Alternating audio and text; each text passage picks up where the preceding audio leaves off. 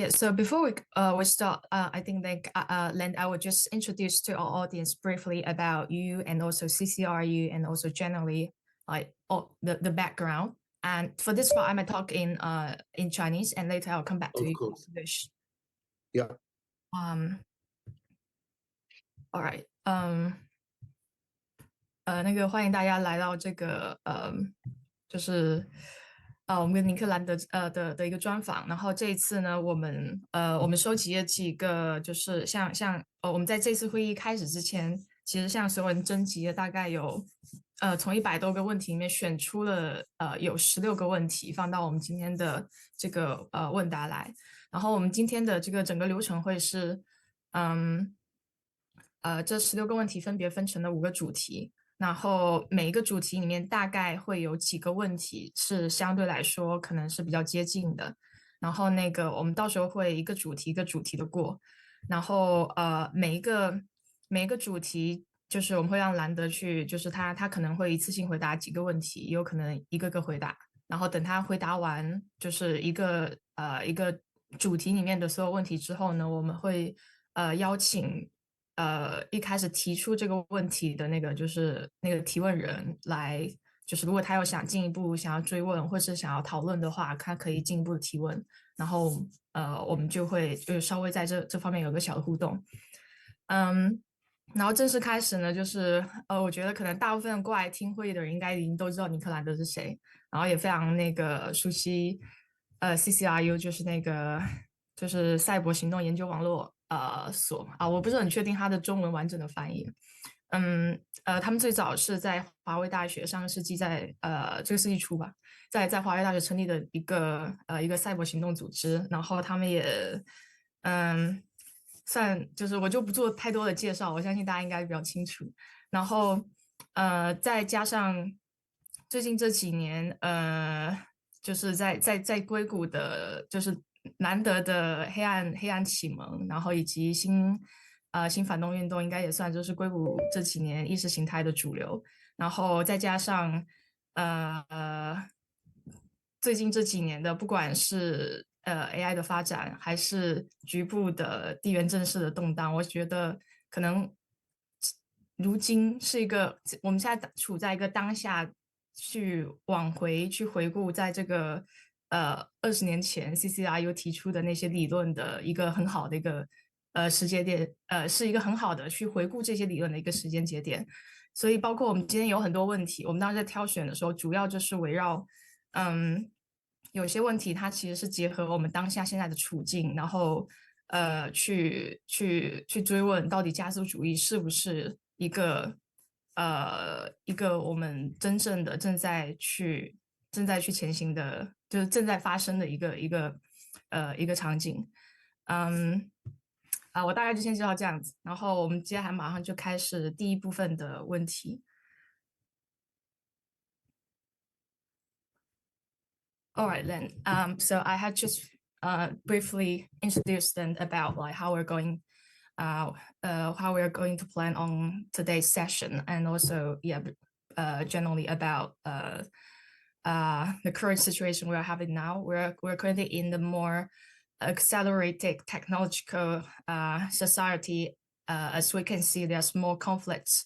So I think it's a good timing that we can reflect on what we have think about at the beginning of this century, particularly what you have been working on during your CCRU periods. Yeah, so maybe let's get to the first part. The first part we have named it as the collapse of the human agency. So I think conventionally, throughout the most part of human history, we always view ourselves as the let me screw my screen first. Yeah. So throughout the most of human history, I think humans has viewed ourselves as the master of world, but I think Land have give us another angle. So maybe perhaps we're just merely the components or fields in the process of technical evolution. So it's like today when AI communities begins to operate more automatically and more ubiquitous, maybe we're experiencing something as then called as the decomposition of the human agency. So to simply put, we are not using the technology, but it's the technology that are using us to hatch ourselves. So for this part, Len, would you like to start with the questions that we have listed here? Yeah, just feel free to go to start with anyone that you feel comfortable with. Sure. Well, I think there's two topics that immediately come up as, from your questions.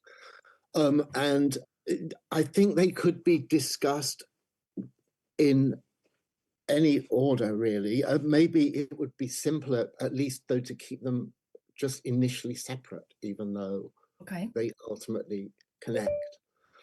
And so maybe the first thing I'll just address, and please don't let me go on too long about this, but it's just to say something clarifying about this language of escape.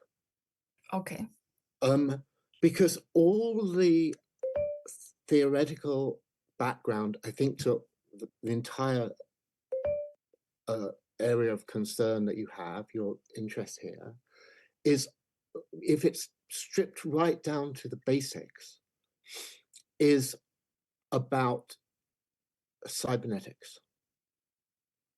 And if we're, the most elementary distinction that is obviously involved is that you have negative and positive loops. So a negative cybernetic loop, I'm sorry if this is very elementary and boring, but I think it's just to be clear. When the science of cybernetics was originated, and even before it was fully clarified and it was just instantiated in certain types of technological devices, I think the very earliest clear ones being a device called the governor that was to control the temperature of steam engines in order to avoid them basically exploding. The model was always the negative feedback loop.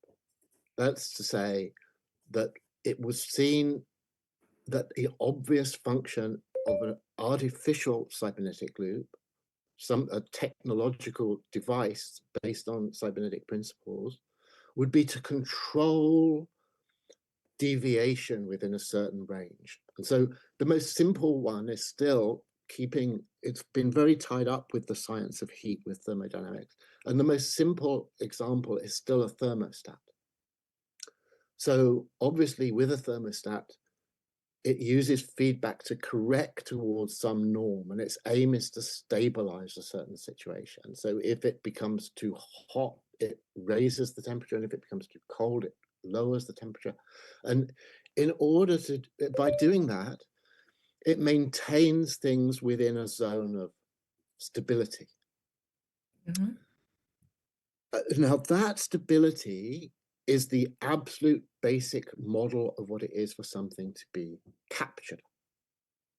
So if you generalize this model of the thermostat to larger systems, to like ecosystems in biology, to socio-political systems of all kinds, the negative cybernetic function is to avoid things deviating beyond stability to be acceptable ranges.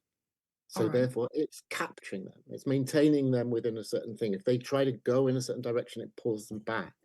And a positive feedback loop, which is the opposite of this, and was originally considered, even into the formal instantiation of cybernetics in the 1940s, was considered to be obviously a disease. It was considered to be pathological. It was considered to be a problem. Like, the only reason to be interested in positive cybernetics was to stop it happening. And obviously that's what a negative feedback system does.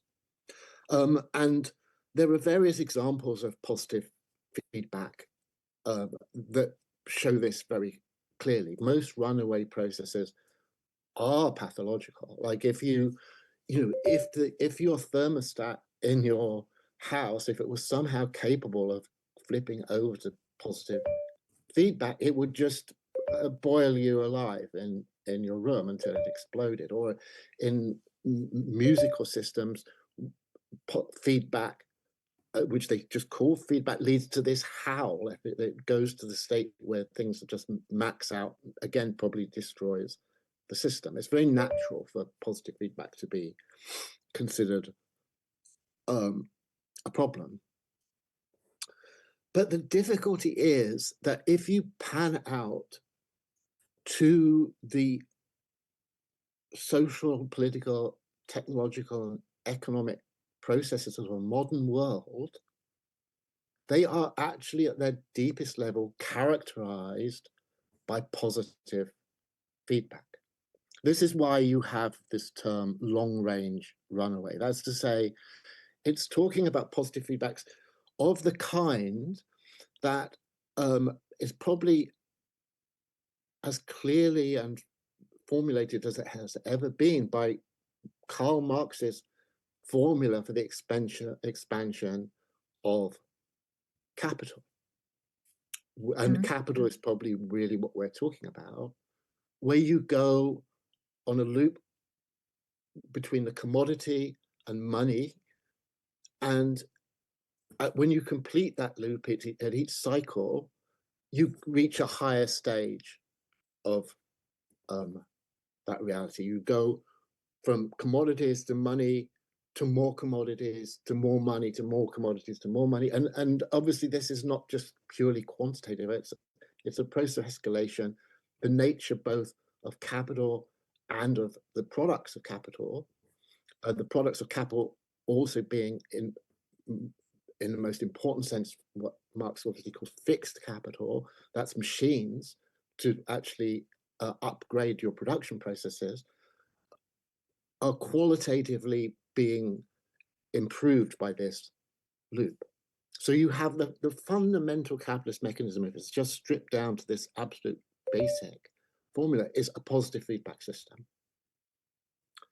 And therefore, if you bring this back to our initial setup, a negative feedback loop would be something that was actually inhibiting, controlling, trapping the capitalist dynamic. That's to say, that capitalism is intrinsically trying to escape from certain kinds of social and political negative feedback regimes. And if you're trying to understand what capital is pushing against all the time, you want to understand that homeostatic social and political system that's trying to confine it. So I'm saying all that just to say, so this is what is meant by escape. It's really the ability of a positive feedback dynamic to escape from a negative feedback regulatory homeostatic control apparatus.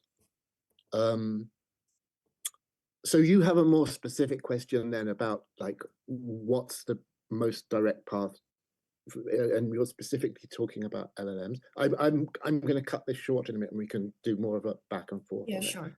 But just to say, it's probably crucial to say from the start that there's really no difference between the capitalist dynamic and the AI, the technological dynamic that we're interested in with artificial intelligence. They both have the same ultimate schema, which in terms of capital, as we've seen, is just this, capital that gets itself into a circuit that leads to more and escalated capital. And that escalation is from the start, certainly with industrial capitalism, it's from the start about replacing humans with human behavior.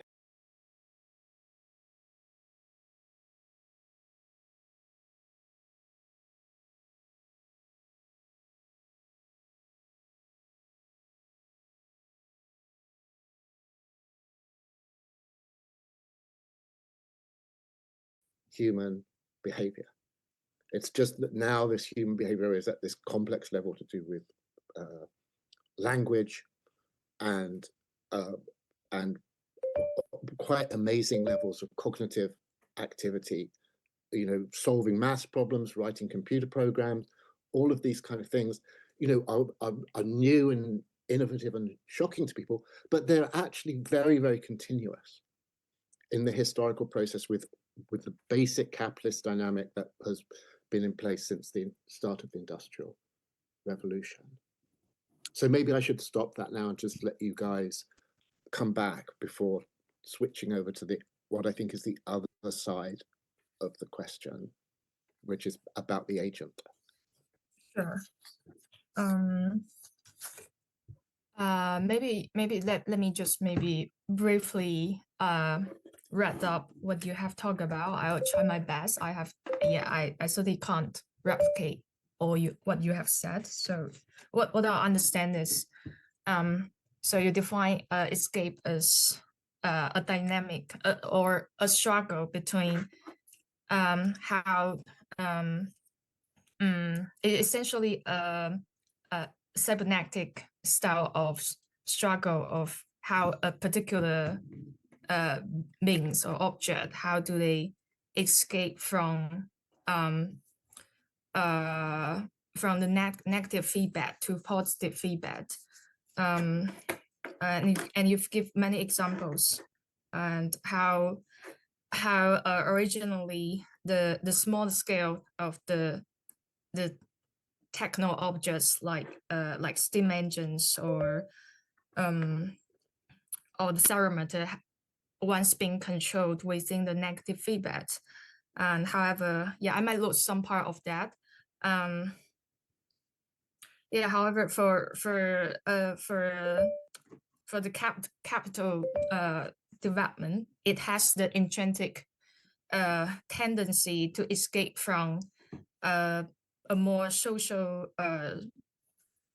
dynamic controlled negative feedback. So it's intrinsically positive. Like it has this potential to expand and without being controlled. And this is it has been, just as we know, the capitalism existing for such long years, and until now we're with this latest technology enter this LLM like period is actually we're at the very end of this final phase of automation. And yes, so I will just very, very briefly like wrap up it like this. Perhaps I have like I know I have abstracted a lot. Let me see on the chat if there's any audience want to come up with the follow-up question. I don't think we currently have one, so maybe Lanny, just feel free to keep on to continue your thoughts. Okay, I mean, I hope this is clear. The main thing that I really want to get across is that what escapes is the process. It's the process that escapes. So it's not like that there's some entity escaping. It's that the process itself escapes, and the process, by the process is meant this circuit, this loop, that is able to get into a state of self-reinforcement, what is called in the context of artificial intelligence recursive self-improvement. That's to say, it's able to actually enter into this very, very powerful positive feedback relationship where it improves itself, and the better it gets, the better it gets, the better it gets, the better it gets. And that is a process of escaping control. It's not that the entity does. It's the process. Okay. It's the circuit itself that does it. And so, so the second part of your question, I think is a very interesting one, and maybe involves starting in a slightly different way, because it's this question about agency. Mm-hmm. Now, all of those schematic models of cybernetic processes, I think, are very immediately very transcultural. That's to say, it's like they're very mathematical. They're very to do with certain technologically realizable projects. Everyone does the same thing. Like if you're designing a thermostat in China and you're designing a thermostat in America, really, there's not going to be any important difference about the way you're thinking about the problems or the technological thing you're dealing with.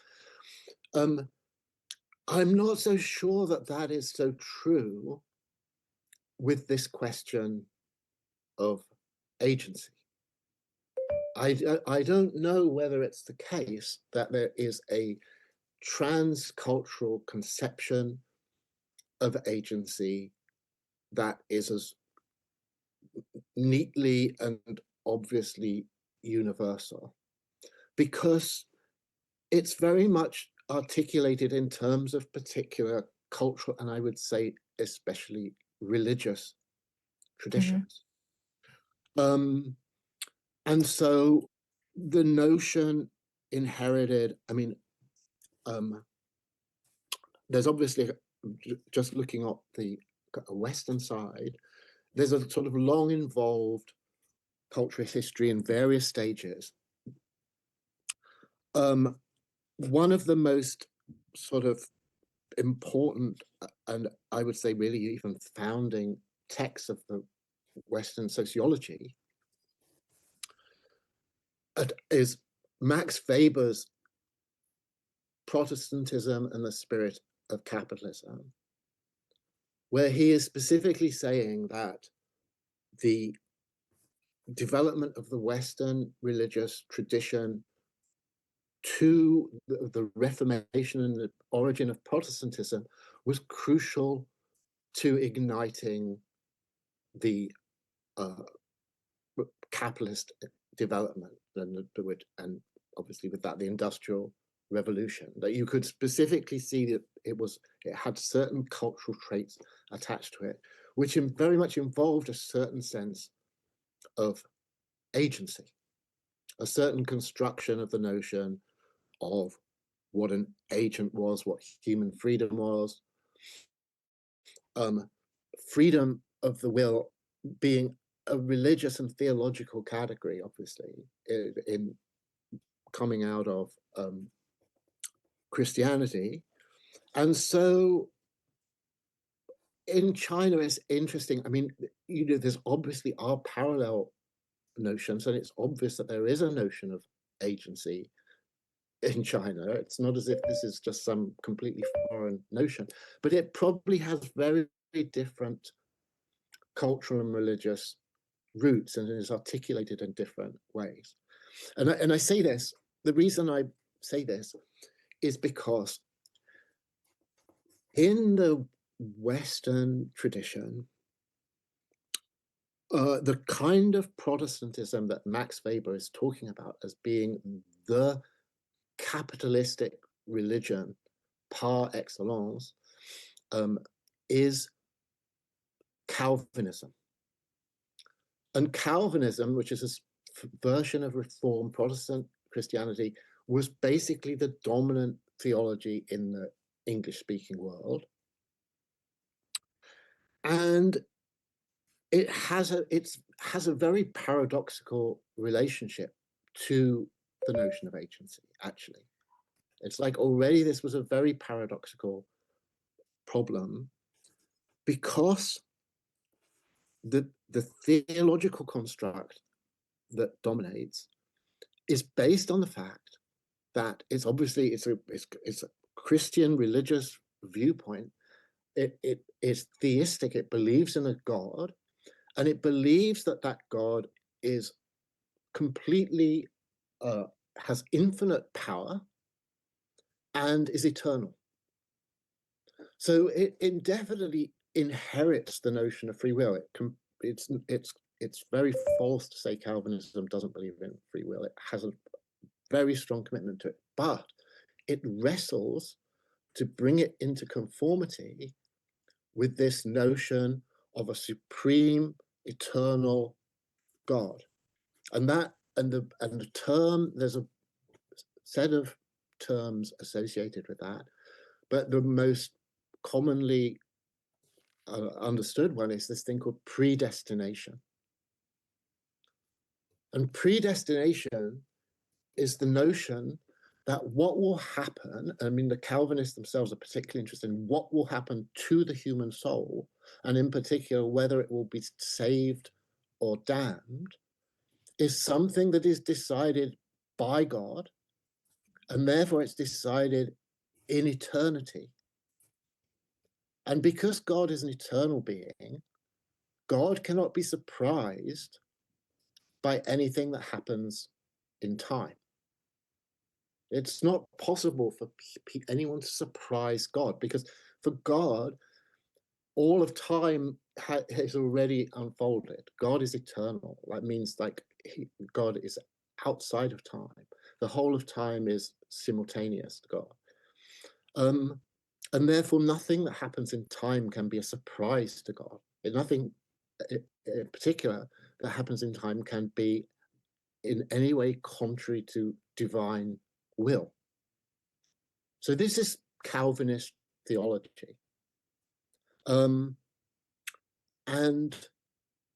obviously, this Calvinist theology makes these questions about agency very complicated, because what it contests, what it brings into question is the notion that people obviously have as a naive presupposition, certainly in the West, but I assume this is more general than that, that basically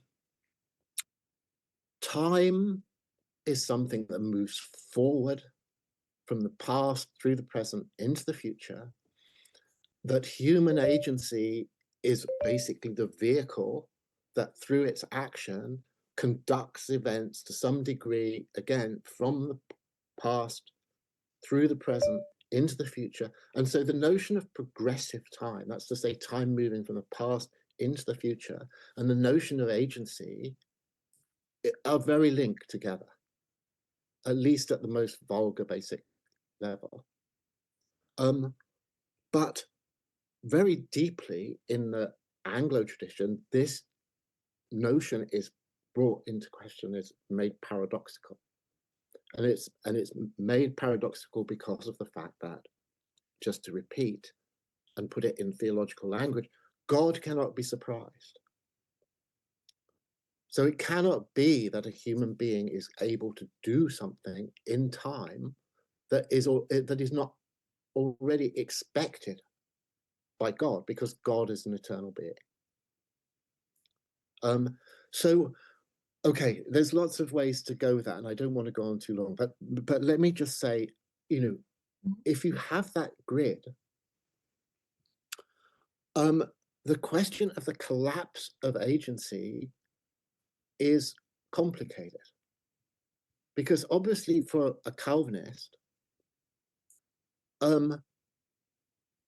it's not that there really was such a thing ever as a human agent that was aligned with progressive time and that was able to bring about a future that is not, in some sense, already, again, to repeat this particular Calvinist theological language, preordained, predestined.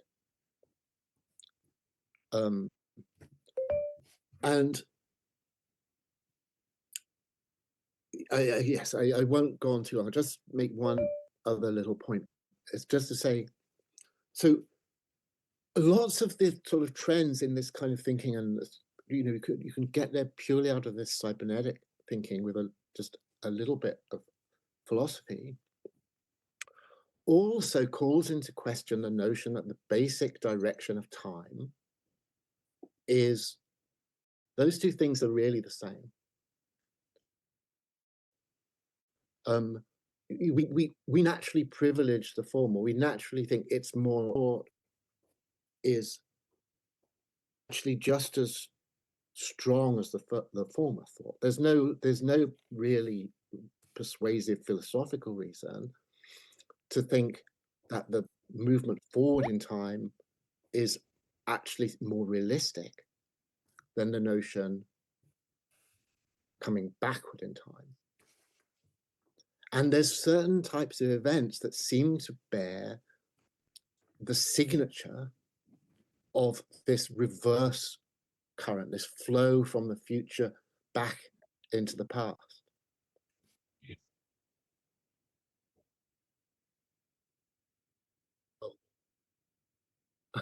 Oh, wow.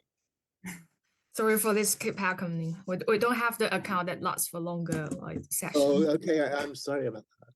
Yeah. All right. Sure, Which sure. is just to say, in terms of what I was just saying, that there's certain processes that seem to bear the signature of reverse temporality. Let me just give you some. And a divergent wave, it will immediately seem much more natural to everyone and is aligned actually with progressive temporality, progressive time. And it's very simple. If you take a stone and you throw it into a pond, the ripples will ripple outwards from that event until obviously they, reach the end of the pond. So rippling outward is a divergent wave, and that's very natural to us, and that is what progressive time looks like. If it was the case that we saw a big ripple in a pond moving inwards and converging on a central point, we would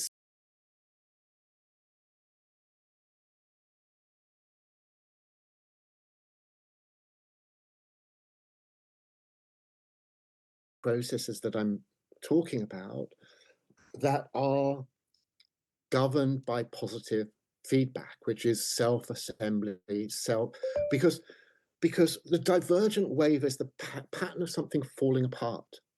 It's, in thermodynamic terms, it's entropy. It's something going from an ordered state to a disordered state. It seems to us strange that something should go from a disordered state to an increasingly ordered state. But that is exactly what we're seeing in anything governed by, again, using the term you've used here, long-term positive feedback. Anything governed by positive feedback tendency of an interesting kind is going from a relatively disordered to a more ordered state. So obviously, this is something that we're seeing in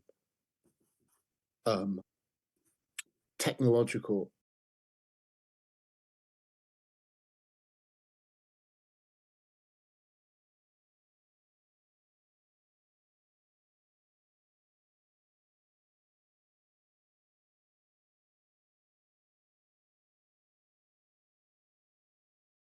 immediate process of manufacture and see it on the largest possible scale, you're seeing this process of self-assembly, self-complication that is actually an historical convergent wave. And a convergent wave is actually what you're seeing is a reverse wave in time, actually. It's like, so for something to be becoming more and more ordered is a divergent wave seen in reverse. And let me just give you one more example of this. Yeah. Also, I want to cut in the short.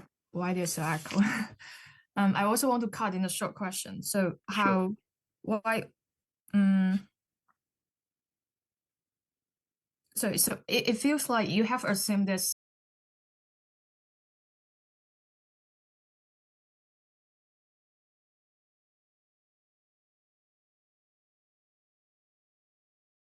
like linearly forwards. It's definitely towards a disorder or a process of like being um,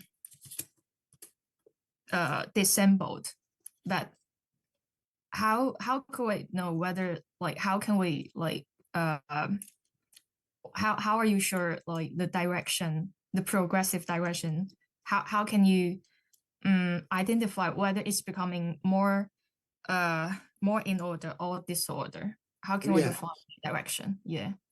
Yes. So, I mean, obviously, there is lots of very just visceral graphic descriptions. And if you just take an egg Yeah. and drop it on the floor, it will splatter, obviously, into a mess.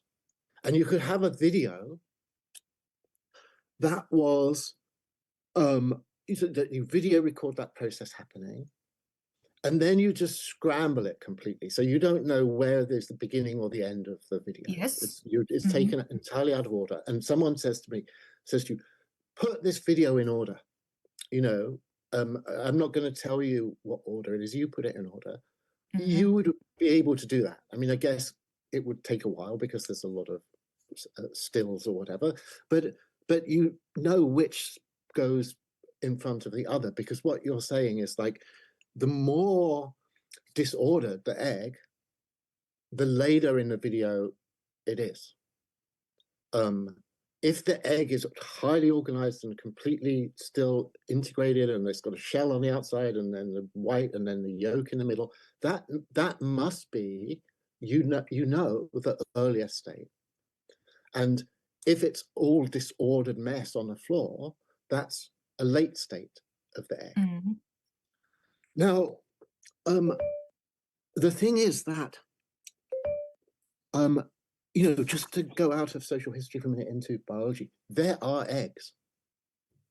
And there weren't always eggs. I mean, eggs are something that have been produced by history. So there is a process in history. If you had a long range enough, totally planned out video, you would go from a state of life that was disorganized and didn't have anything as organized as an egg. And at a certain point, you would suddenly find you had an egg. Now, what I'm saying is that evolutionary process on the big, long, many tens, hundreds of millions of years video is actually exactly the same as the dropping an egg on the floor video. It's just on a different scale, but in principle, it's exactly the same. What you're seeing is one process that is going from disorder to order, and another process that is going from order to disorder. And the order to disorder process is what is just our natural intuitive sense of progressive time. And the disorder to order process is weird. And the only reason that we're not really mystified by all the time is because we don't see it. It's happening at such long time scales. It's so distributed and complex that we're not seeing it. If we could just see that happening, of going, as they say, over hundreds of millions of years of going from this disorganized state of matter, so you end up with an egg, you would think, how is that possible? That is time going backwards. Actually, that is something. The egg is coming out of the future. It's unnatural, but our world is full of that. It's full of that. It's just we can't see it because it's decentralized. It's happening over long time scales. We're not focused on the whole of the process, but we're constantly going from processes of relatively disorganized matter to more and more and more intricately organized matter, until you end up with something like a modern integrated circuit or a modern LLM, a state of absolutely preposterously unprecedented, highly ordered matter that has come from a much less ordered, organized state of matter. And if we could actually see that process, it would have the same effect of something actually traveling in time in that opposite direction to what we consider to be natural.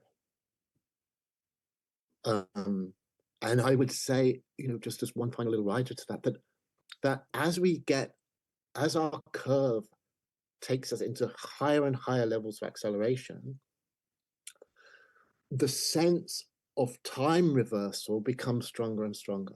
The intuitive sense of it, the intuitive sense that this stuff is coming out of the future increases as you get into these more and more intense, rapid processes of self-organization, because you're seeing more and more things that look like a scrambled, wrecked egg on the floor assembling itself back into an organized egg. Those sort of phenomena are happening more and more and more as incredible technological things are happening at greater and greater speed.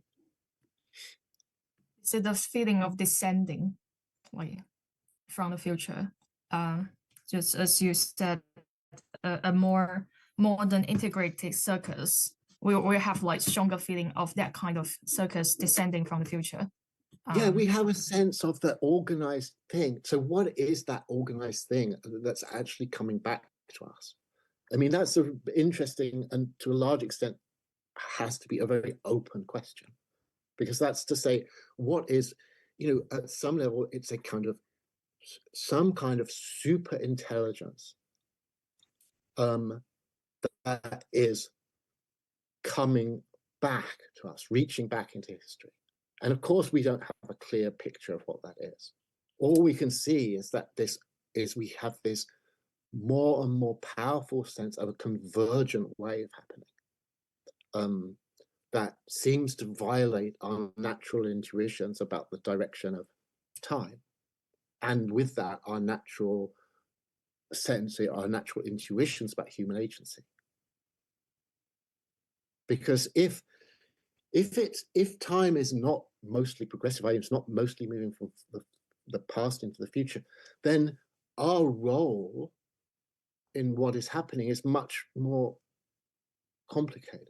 It's not that we don't have a role, because the process, whether it goes forward or backwards, is passing through us. It doesn't make any difference. It's passing through us just as much as it's passing through us from the future into the past as it would be passing through us if it was coming from the past and we were delivering it into the future. But it's still the case that our understanding of human agency is very, very deeply broken by recognizing convergent waves. All right, I see what you mean. So actually, you are not saying that we don't host like agency. So I mean, assuming we don't host agency, but it's more like with this fact, if this stays true, with this fact of conversion, like kind of time loop, it is more complicated and much more difficult to have an effective human agency. Yeah, to understand what that is. I mean, it's always been just as difficult. It's not that the nature of reality has changed. Our agency is not really becoming any weaker than it was. Okay. At the start of the Industrial Revolution. It was just much easier for us in the early stages of history to just think that our intuitive sense of time moving forward through us was just obviously true and unquestionable. And the prediction in what I'm saying here is that as we go forward in time now, faster and faster, every year making a difference, it's going to be more and more difficult to have a uncomplicated, secure sense of human agency in the way that we could have done. So just to repeat, that's not because human agency is somehow falling apart or becoming weaker or anything. It's not changing. It's just that what we're seeing is changing. We're seeing this convergent wave, and it's like human agency is much more easily understandable as a divergent wave.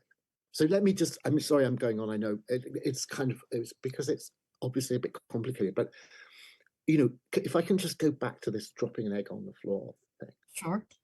So let's just say there's this process and you drop an egg on the floor.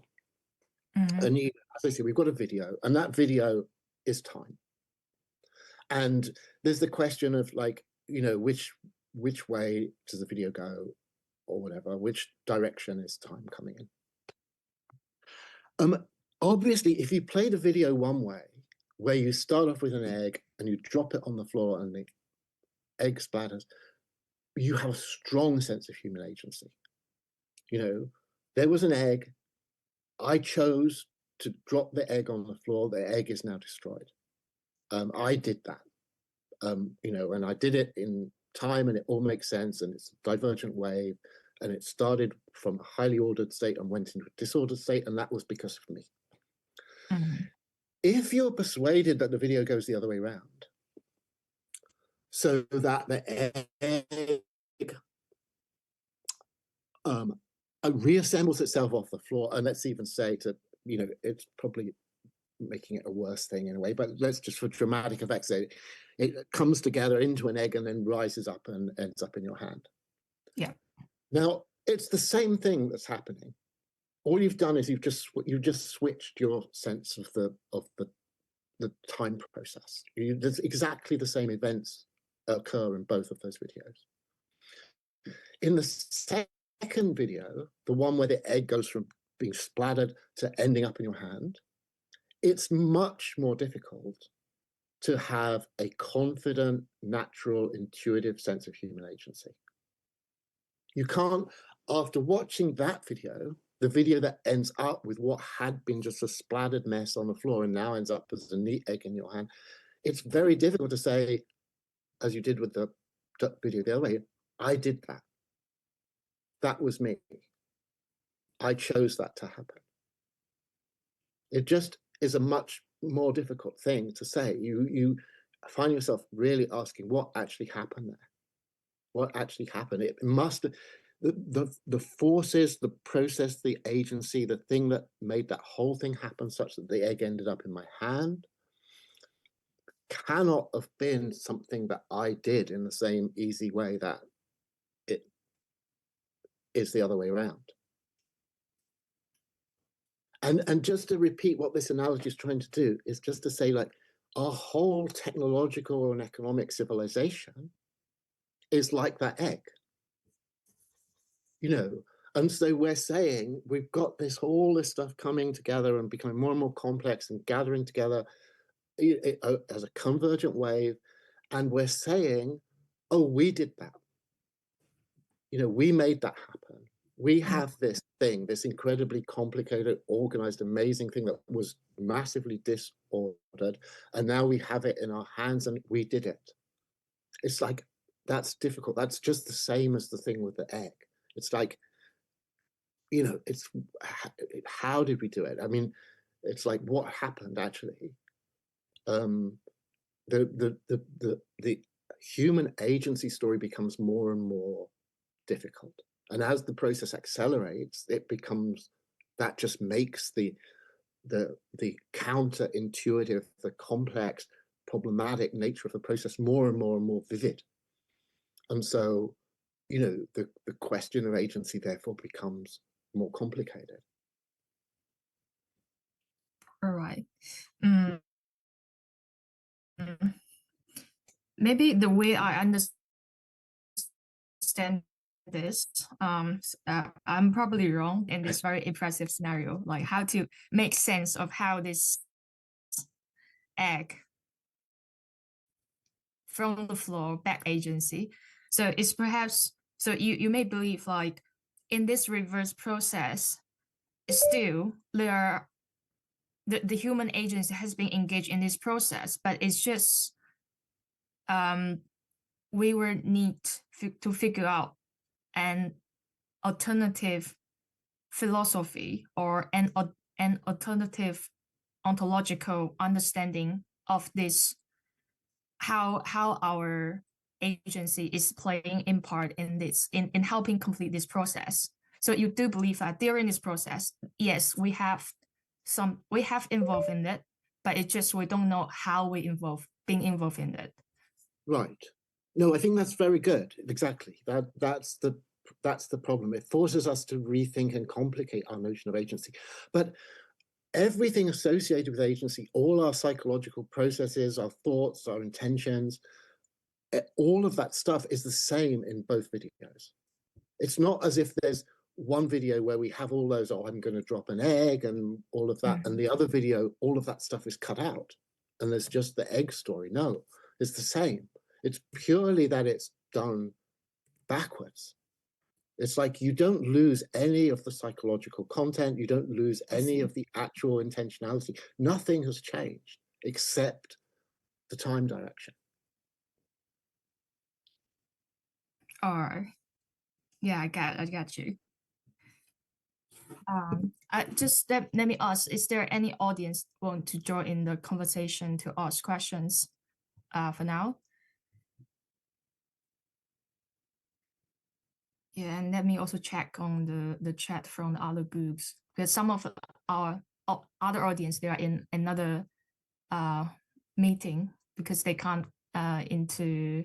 Right, sure. I'm sorry about that. Yeah, they can't go into this Zoom meeting.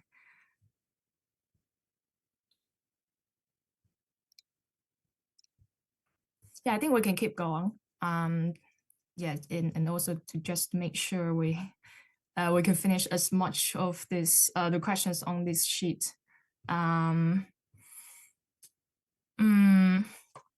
think for the second part of our question, so it goes more into details of so LM itself more specifically. So it's not generally in a general technology sense, but more specifically in this alien entity. So maybe you can quickly go through the questions. Perhaps I think maybe we have already covered some part of them. I think so. Yes, let's let me double check.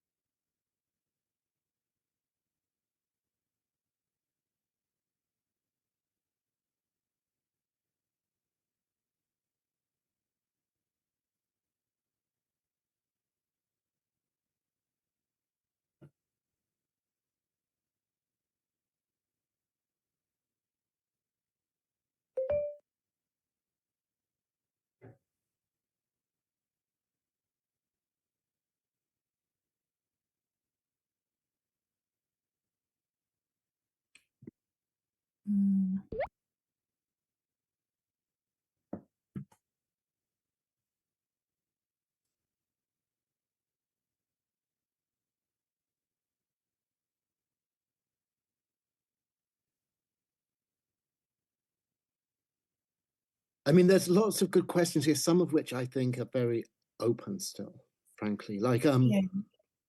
So you can say like the numbers, they have numbers with them. So yeah, I can stop there. I was looking particularly at number 12, like, all right.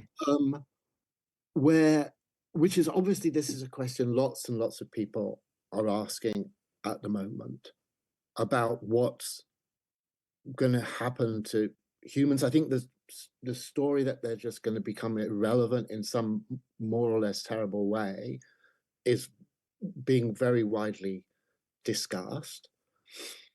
And frankly, that's not a question that I feel I can appropriately make some dogmatic response to. I think it's a very interesting question, but it's part of the very large range of questions that are all affected by this one absolutely crucial point, which is to do with understanding the peculiarity of what is called singularity, where, strictly speaking, a singularity, it's not that it's one thing, it's that it's an absolute horizon. The example that's exactly, I think it's taken from this example, which is that of black holes.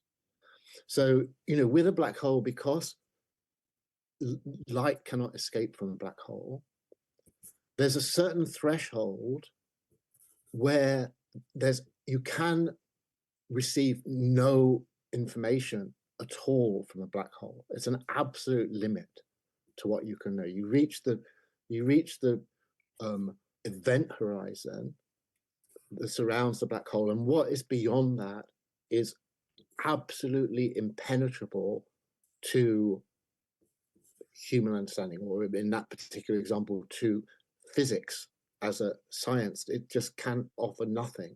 It can produce models about it, but in terms of evidence or data, there's nothing possible in principle, because you've reached this absolute horizon.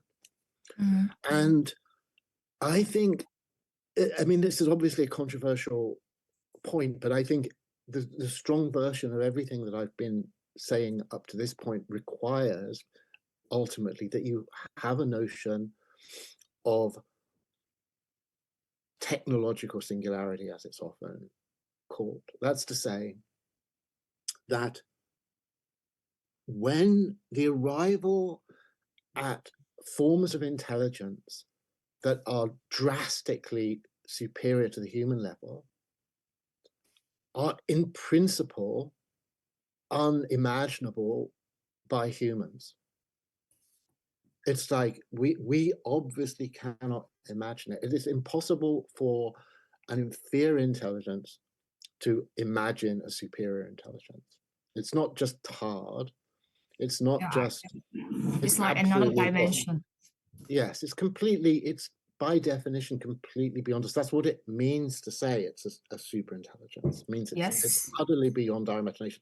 So it follows from that everything that would then be seen by such an intelligence as a solution to any of these problems, let's say the problem at hand, how does it coexist with humans?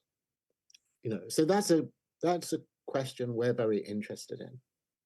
Yeah, I think most of the question here, they all ask about, it's basically what should we do? So they have accept this setting that for this supreme or this singularity horizon, this we were certainly going into this event horizon, and what should we do? What is the best thing we can do? Yes. Yeah, so well, there's a bunch of sort of separate questions in this. So there's what is the best thing we can do, but there's also as a preliminary to that this question that what is the best model or vision that we can actually have of that? What's the most realistic way of thinking about it or envisioning it or imagining it? And the answer to that is the same as it is with the physicists and the black hole. It's just like we're deluding ourselves. If we can tell all kinds of stories about it, but actually, it should become clearer and clearer and clearer to us that those stories are all necessarily, essentially inadequate. It's like whether it's an optimistic story or a pessimistic story, whether it's a story, everything's going to be great, there's going to be abundance, it's going to look after us and give us stuff for free and we won't have to work, or if it's, we're going to be just surplus for it, we're going to just be waste or a waste of resources and it's going to kill us all. Any story is equally ultimately unrealistic, because we just simply can't, as we've seen, we just cannot tell a realistic story about it. It's impossible. We're not understanding what singularity is if we think we can tell a realistic story about it, any more than a physicist saying, well, if we try really, really hard, can we look inside? Can we look beyond the event horizon and actually look into a black hole? Physics knows it can't do that. There's nothing, it's by definition absolutely impossible. And it's the same with us trying to look across the event horizon of the technological singularity. It's absolutely just simply impossible for us to do it. And so people can take that as frightening or promising, or it's not programmed at that level. It's like people will take different responses to it. Obviously, some people say, well, doesn't that mean that it's a completely unacceptable risk? Because we just cannot know that a good story is going to be true. And that's right. But equally, if on the other side, someone's saying, I'm 100% sure it's going to be a bad story, and we're doomed in the most horrible way possible, that has no more credibility. That's equally as futile and confused and epistemologically unpersuasive. It's like we just cannot know in principle one way or the other on this question. So then your second question then for follow-up to that was, well, so what do we do? And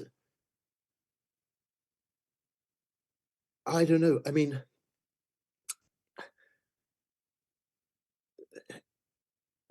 that's obviously a very lively debate. I mean, lots of people say we should try to stop this happening because it's like intrinsically, existentially dangerous to the human species. We might all die. And so we can't put a probability estimate on that. We can't say how likely it is that it's going to be a disaster like that. So we try to stop it. I don't think it's possible to stop it. Okay. And I don't think it's possible to stop it because I think we're looking at that thing like the egg assembling itself off the floor and ending up in your hand. I think that this is the thing that's assembling itself and is going to end up in our hands. And so we have agency in relation to it. As I say, it's passing through us, even if it's passing through us backwards. It needed us. The human species was required for this to happen. It's not that we're somehow not involved, but we're not involved in the way that a confused, naive notion of agency would have. It's not that we decided we were going to do this. It happened. It's happened to the degree it has, and we can say, okay, that's enough. We want to stop now. That's all of that is based on this fake sense of agency. And yeah. All right. Yeah, I think I get what you're saying. Yeah, because it's just as we just echo back what we have discussed in the first session. We know we're involved, but it's just by definition we can't really figure out how because we can't even understand what is coming, and by definition we don't have the ability to figure it out. So it also doesn't matter whatever we do, because when you don't know the answer, or even it's by definition whatever we do is just invalid. Yeah, so yeah, I can see where you how you think about this question. So if I was given, all right, let me share the screen again.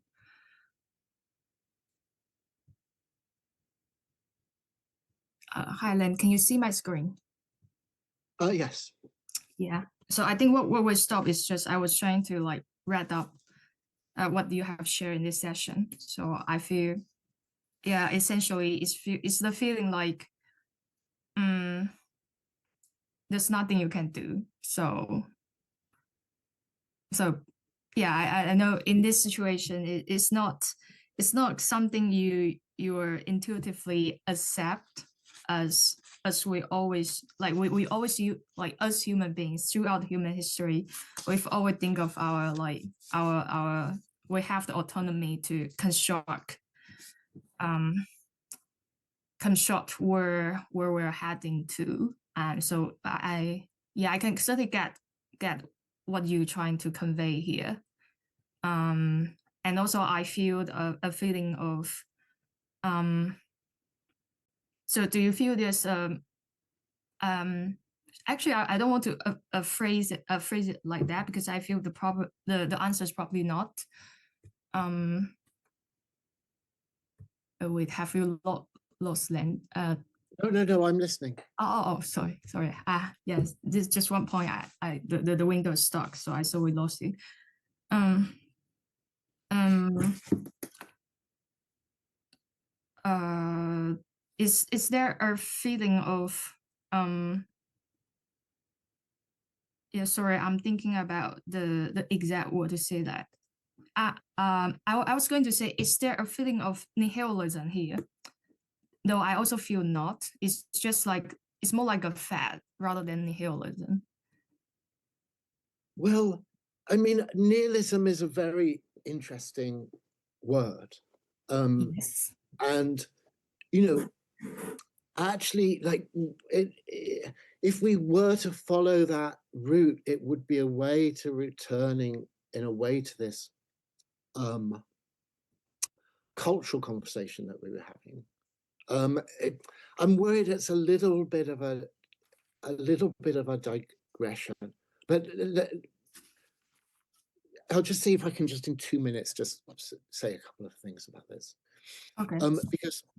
Because a very advanced stage of Western philosophy was wrestling with this question of nihilism, and it was wrestling with it in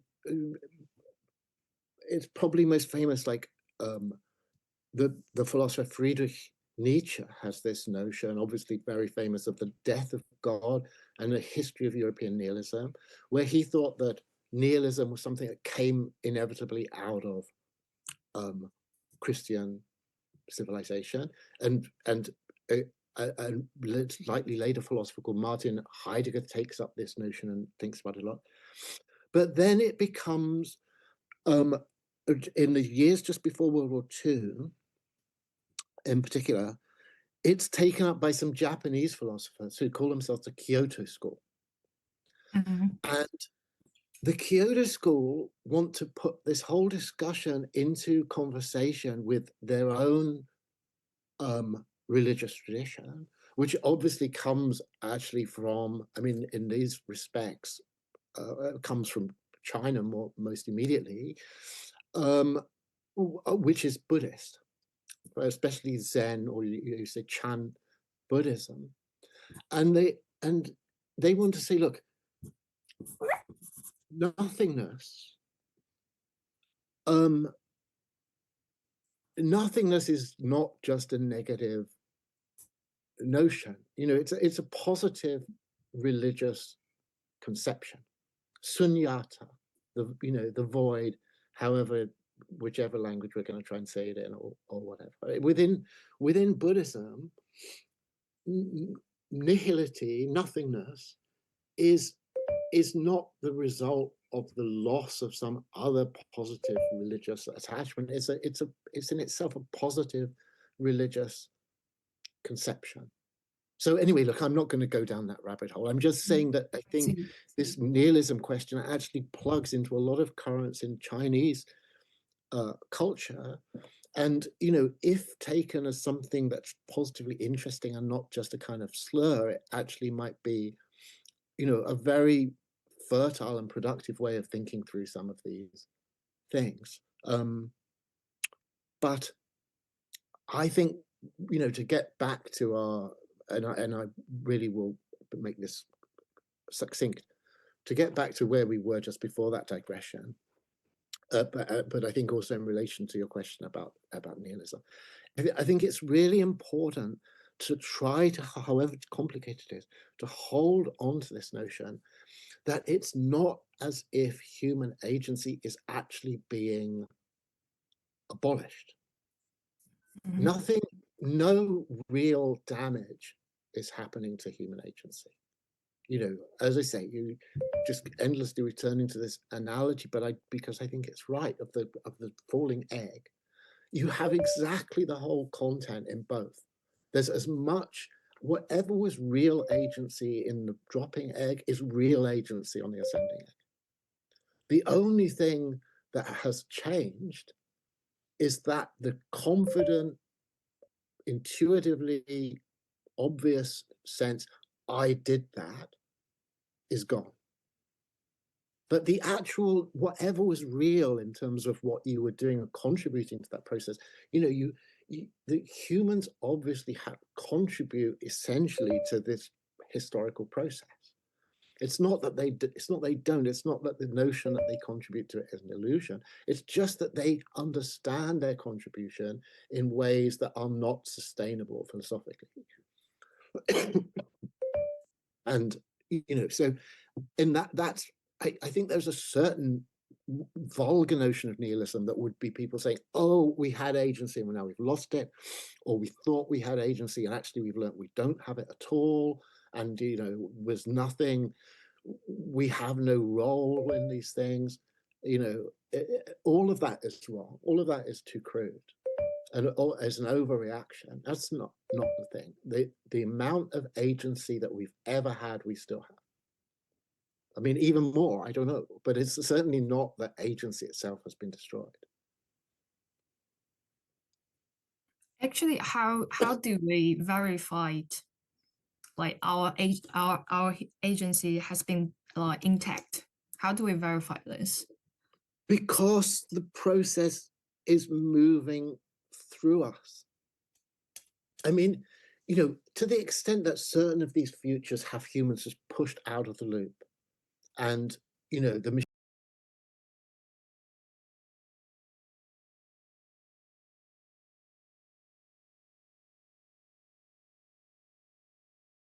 they kind of they go into this thing called vibe programming, where they just, like, rather than the grunt work of doing the coding, they just tell these LLMs what to do.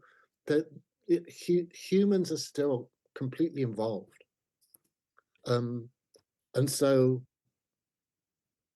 that's why it's like they're as involved as they ever have been in the history of this process. And so there's nothing is giving any positive reason that way to say agency is gone, even despite everything that I've said about the fact that you can't, the notion that the notion of agency that you can't hold on to, the intuitive I dropped the egg notion, that was as unrealistic at the beginning of the Industrial Revolution as it is now. It was just that you couldn't see that it was unrealistic then, but it was still, industrial capitalism was still a convergent wave. Even then, it was still really, the video that was realistic would be the one that showed it all coming together through us somehow. And so that's why I'm saying that it's not like agency has really been eroded. I see. So is it like you are saying, so even though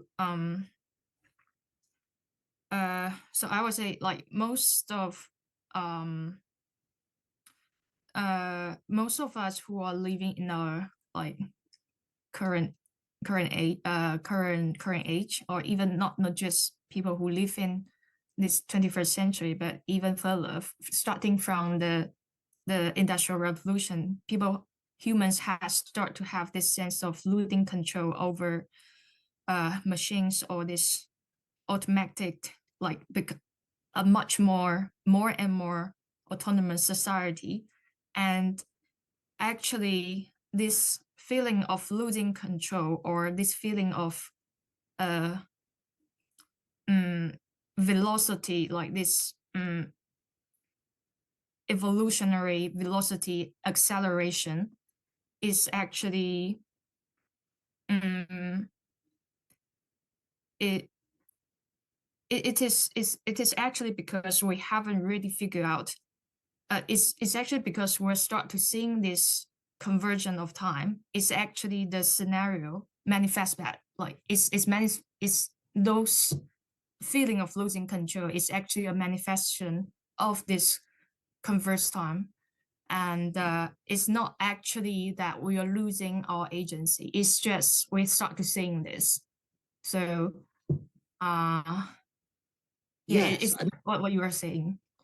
I think one important element is that, so there are important historical questions about when this convergent wave begins. I Yeah. sort of tend to identify it with modernity and put it Oh, back yeah, to much the earlier. Okay, European yeah. Yeah, yeah, Renaissance. sure, sure. And so you could say, okay, so from the beginning of that, you're already in that convergent wave. It's happening. It's the egg coming together and ending up in your hand already from that point. And so it's the amount of agency that you have is not being attenuated. It's like, as you say, it's just becoming clearer that your crude version of what human agency is unsustainable as we get into a more and more accelerated process.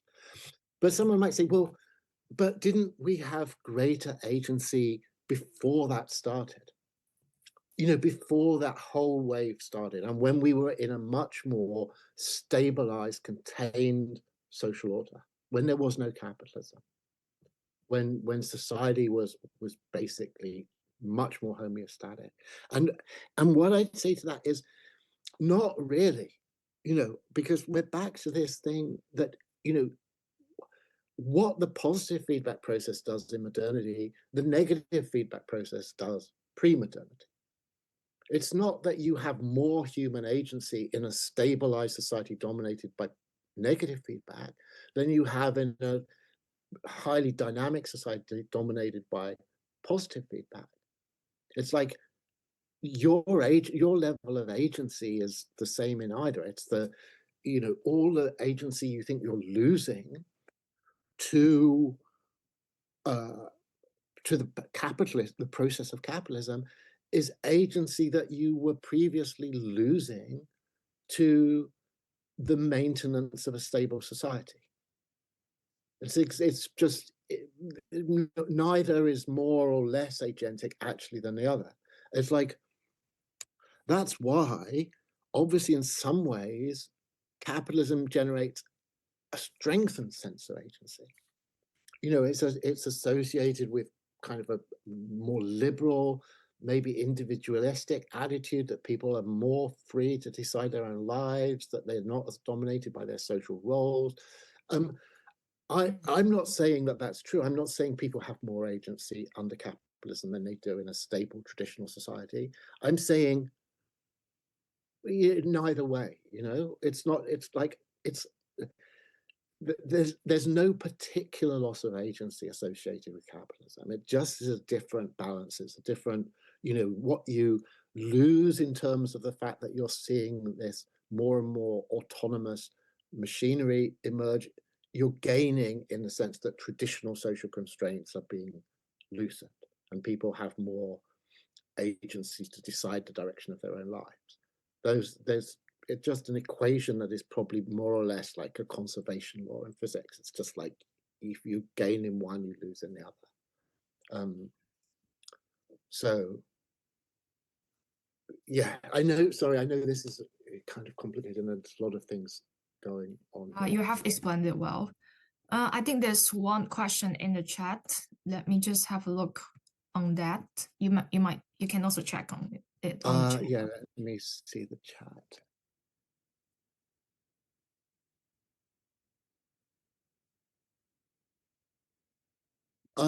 Yeah, this is a very interesting question, but it's quite esoteric.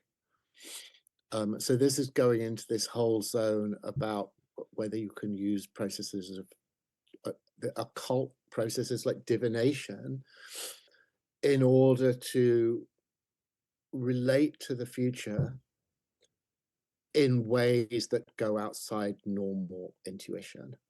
And honestly, I'm a little bit reluctant to go. It goes into so many huge. It's a really great question, but it leads into very complicated things. And I would just say that just as we have been looking at the complication of the notion of agency in normal secular civilization and mainstream religious traditions and cultural traditions, so in the occult, I know much more about the Western occult tradition than comparable occult traditions here in China. But I'm sure, I'm very confident that same is true. They too are characterized by having a very intense questioning and complication of intuitive notions of human agency. And in particular, they, I think, consistently say it's consistently a path to what you may call, again, lots of scare quotes, enlightenment in these various traditions, that you transcend or get beyond a naive notion of the human will, and understand that the human will is an expression of will at a much higher cosmic level.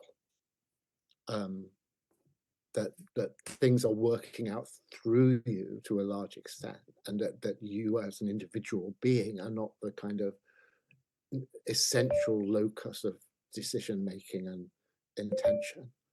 So, I mean, as I say, it's a great topic, but I suspect it's going a little bit off our main issue here. Yeah, I see. Yeah, thank you for your question. So maybe let's go back to what we have in our sheet.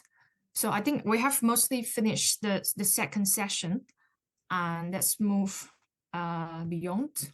So the third session is more kind of take a look at our current at our current states. So and yeah, there's even some question about the subculture. So maybe just feel free to have a look on that.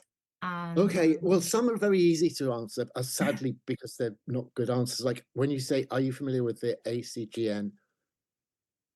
These various, I'm not very plugged into any of these subcultures, even though I kind of peripherally notice them. So I'm really not in a position to say anything very interesting about them.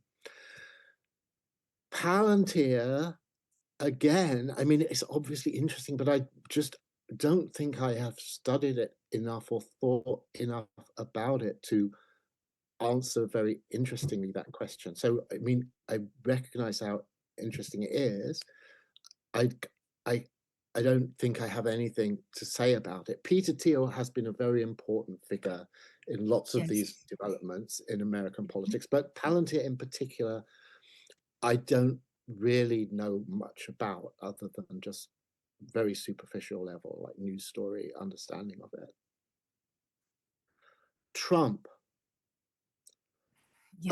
I'll just say about Trump that under the previous Biden regime, there was a big process in motion to implement a regime of AI safety. And AI safety basically meaning AI regulation and control. But Biden was wanting to make sure that all the AI development happened in a few large companies, and those were under very deep, consistent government scrutiny. So, strictly speaking, there's no question about it that those tendencies of the Biden regime were decelerationist.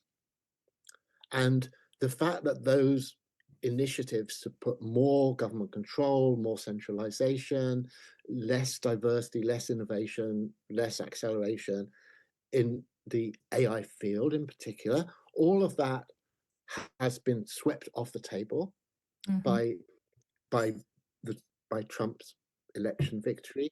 And so I think from that point of view, if we're just focusing strictly on that and on the main core AI issue, there's no doubt that Trump winning the last election has been an accelerationist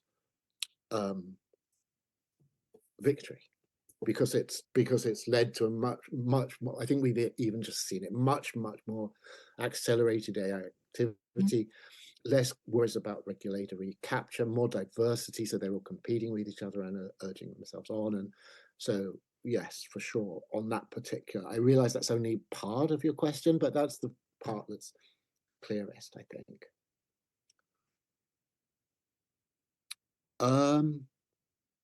Now, I don't know, this is also, number 5 is an interesting question, but I'm not sure I entirely understand the relation that's being said between linguisticality cryptocurrency? I mean, can anyone help me with that? Why is cryptocurrency linguistic particularly? I can see that LLMs obviously are, but is cryptocurrency essentially? Let me just quickly ask, do we have anyone who raised this question in our group? So if you are here, just feel free to raise your hand and then to explain what do you mean about. 那你说吧。我没太听懂，就是兰德刚才是想问，就是说加密货币这个概念吗？他不懂你说的，就是你为什么把语言性跟加密货币联系起来？你所指的语言性是指什么？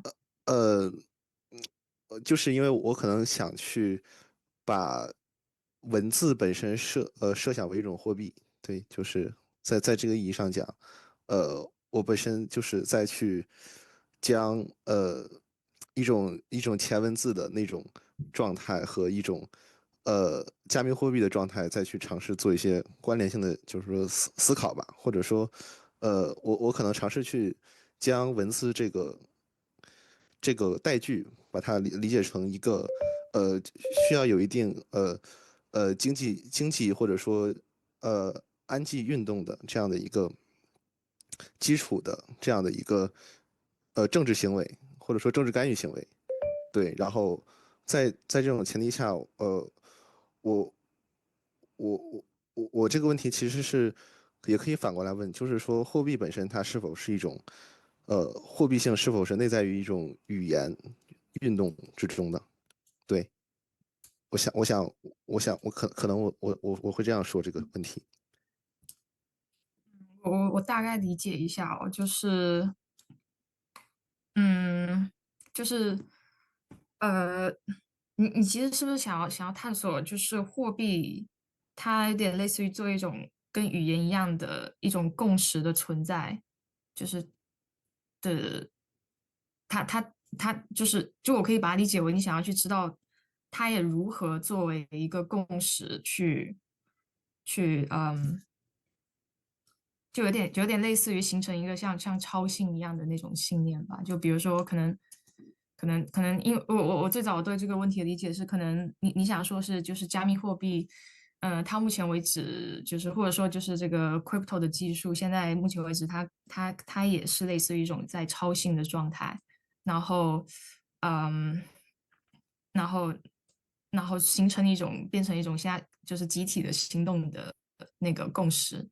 我可以这么去理解吗？还是呃，我实际上我并不是很就是说了解兰德本身的思想，我这里可能就是所以我不太能直接去用超信这个概念，我只是想呃更想去说就是我可能更想去将文字本身作为一种直接的政治行为去理解，然后在这个情境下，我想去追问这种运行背后有没有一个依靠的、依赖的经济系统。嗯我觉得你把这个给兰德就是说一下就会很清楚。对，hi Len, I just so um so he was saying that so he's been curious about um how to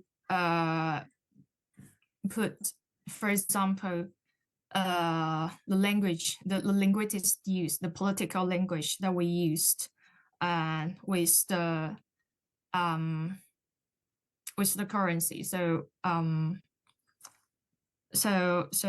I was trying to see, maybe is the currency as maybe I haven't really figured out like what he was trying to say, but from what I understand is so uh what are those political phrase or those political playing in language building up a hierarchy or a structure, and typically how maybe this structure was built on certain economic motives or economic mechanism, so make it so that it make itself work. And he seen crypto technology or cryptocurrency as a manifest of kind of this relationship.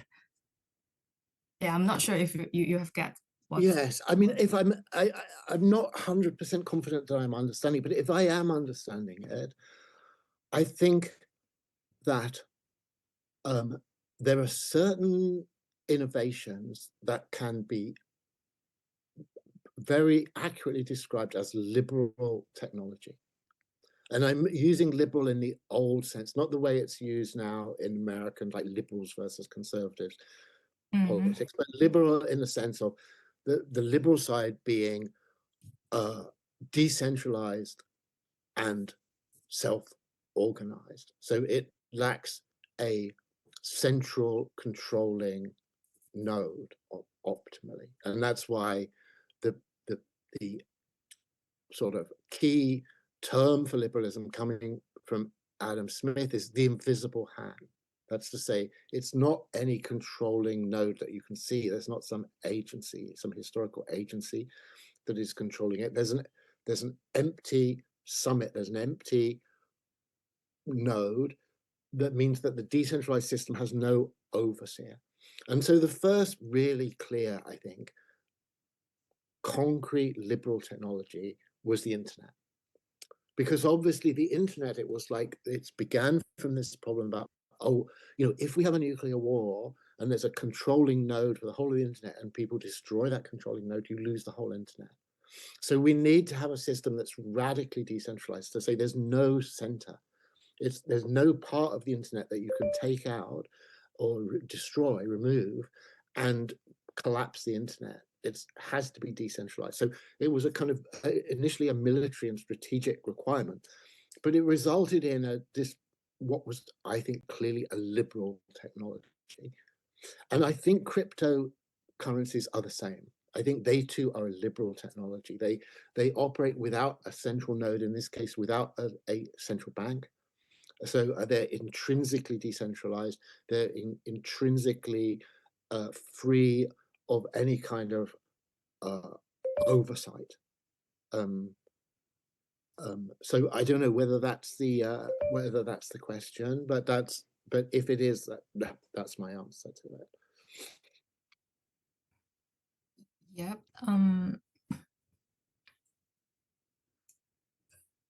Yeah, I think I have. I I also personally have some question about, like, I like your phrase liberal technology.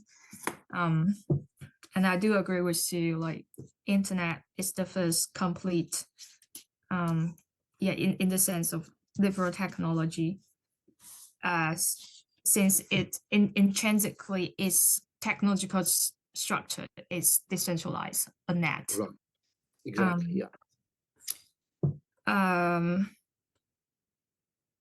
However, I also I always wonder, like, although technically it is essentially decentralized structure, and however, if you imagine a net, for example, a fishing net, it's true that each node, there's not central nodes, they are all distributed. However, a fishing net is also kind of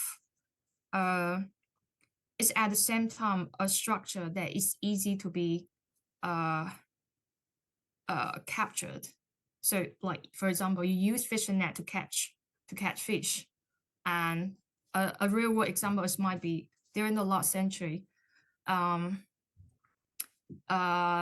So before, so during the Cold War, so it's maybe around, I think around 90s or 80s, even a bit earlier. Yeah, I think it's during 80s. So Soviet Union and Soviet Union also developed their own, like, computer network, and I think at the time their network structure is distinguishedly different from what American was envisioned. And for example, in Chile, they have this cyber scene, and cyber scene is more like I think you might heard about this, like Yes, cybersync. I have for sure. Yes. So I Yes. feel for cybersync is the example is more like how you can have this you can have a highly concentrated central control through this network, this net. So for me, Yes. it feels like in the one hand it could be fully decentralized. However, in the other hand, it is also seems to me a structure that can be easily captured by centralized power. Well, I take a lot of what you're saying, but that final step, I'm not sure. Like, I mean, it seems to me that once you have these liberal technologies laid out, they cannot become the opposite. Like the internet, I think, is entirely safe from being captured now in the way you're saying. And in the same sense, I think these big cryptos are entirely safe from being captured. Of course, you could produce a cryptocurrency, or you could of a type, or you could produce a computer network of a type that was not a liberal technology. Mm. And I think that that's what cybersyn was. That was what was attempted in, I think, the Soviet Union at a certain time, here in China too, where obviously the purpose of that network was to concentrate decision making and try to actually oversee a decentralized system. Yes. So I totally think that difference is important, and I'm with you 100% on that. But it's just, I think once you've gone one way, probably in either direction, you can't cross back. You know, I don't think cybersyn could ever have become like the internet, and I don't think the internet can ever become like cybersyn. I think they have just different architectural characteristics that make them incompatible fundamentally with each other. We would think like we were ending different uh internet architecture if Soviet Union wins the Cold War. Does this political dynamic will ever change the development of internet technology?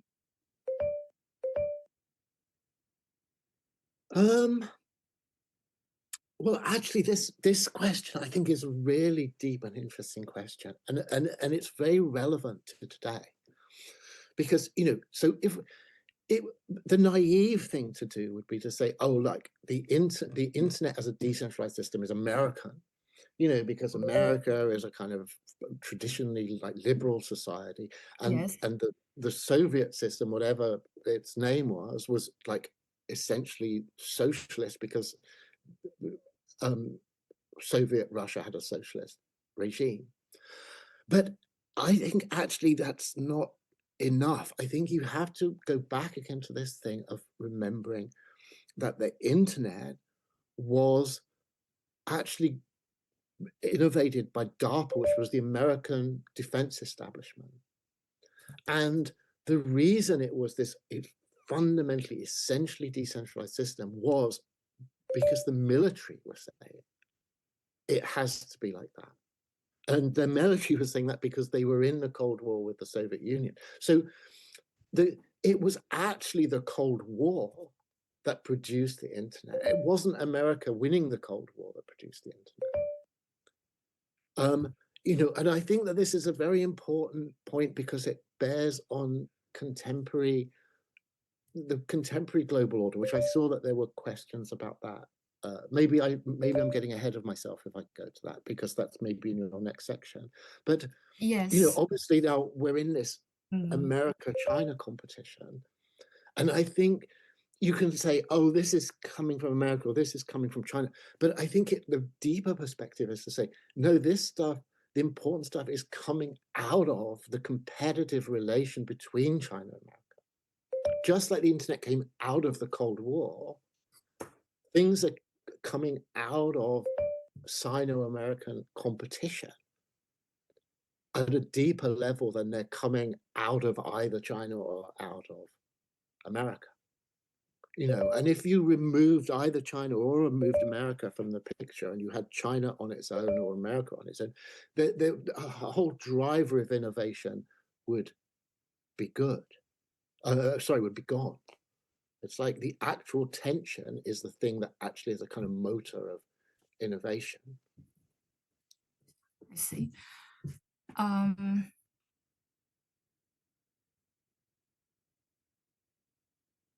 We need to start the new session. Sorry for. Okay, can we have like a 5-minute break? Is that all right? Yeah, sure. I'll come. Yeah. Yeah, sure. Okay. I'm from the University of Toronto, and I'm also STS. So I'm a huge fan of you, Mr. Lam. So yeah, it's an honor to sit here and listen to you talking. Really appreciate it. Thank you. I mean, I know a lot of this stuff is quite obscure, so I hope that there's at least some clarity involved. It's always difficult to know whether things are being communicated with any lucidity. So anyway, I appreciate this opportunity, and I think there's been lots of very interesting questions. Yeah, I think in terms of the, for example, maybe the future outcome. So maybe after this, like today's discussion, we might we'll organize the transcript, and certainly before we do any publications, we will send it to you first to review that, and then also we can like keep on like chatting on like what are the parts, maybe there's a misunderstanding of the certain parts, or even we can still have a bit discussion of those parts. So okay, sure. Yeah, we really, yeah, it's really honor for us to have you today.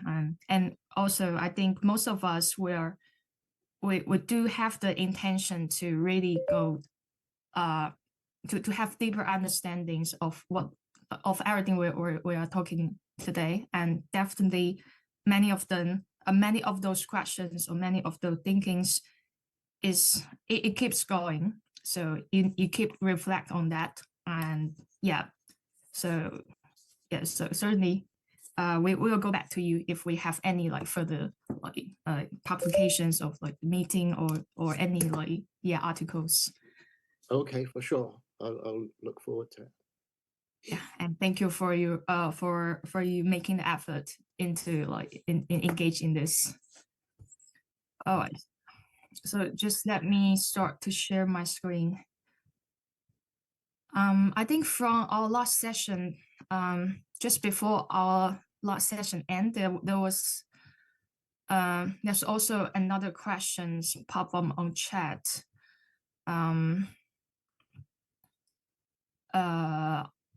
I can copy paste it again here in the chat.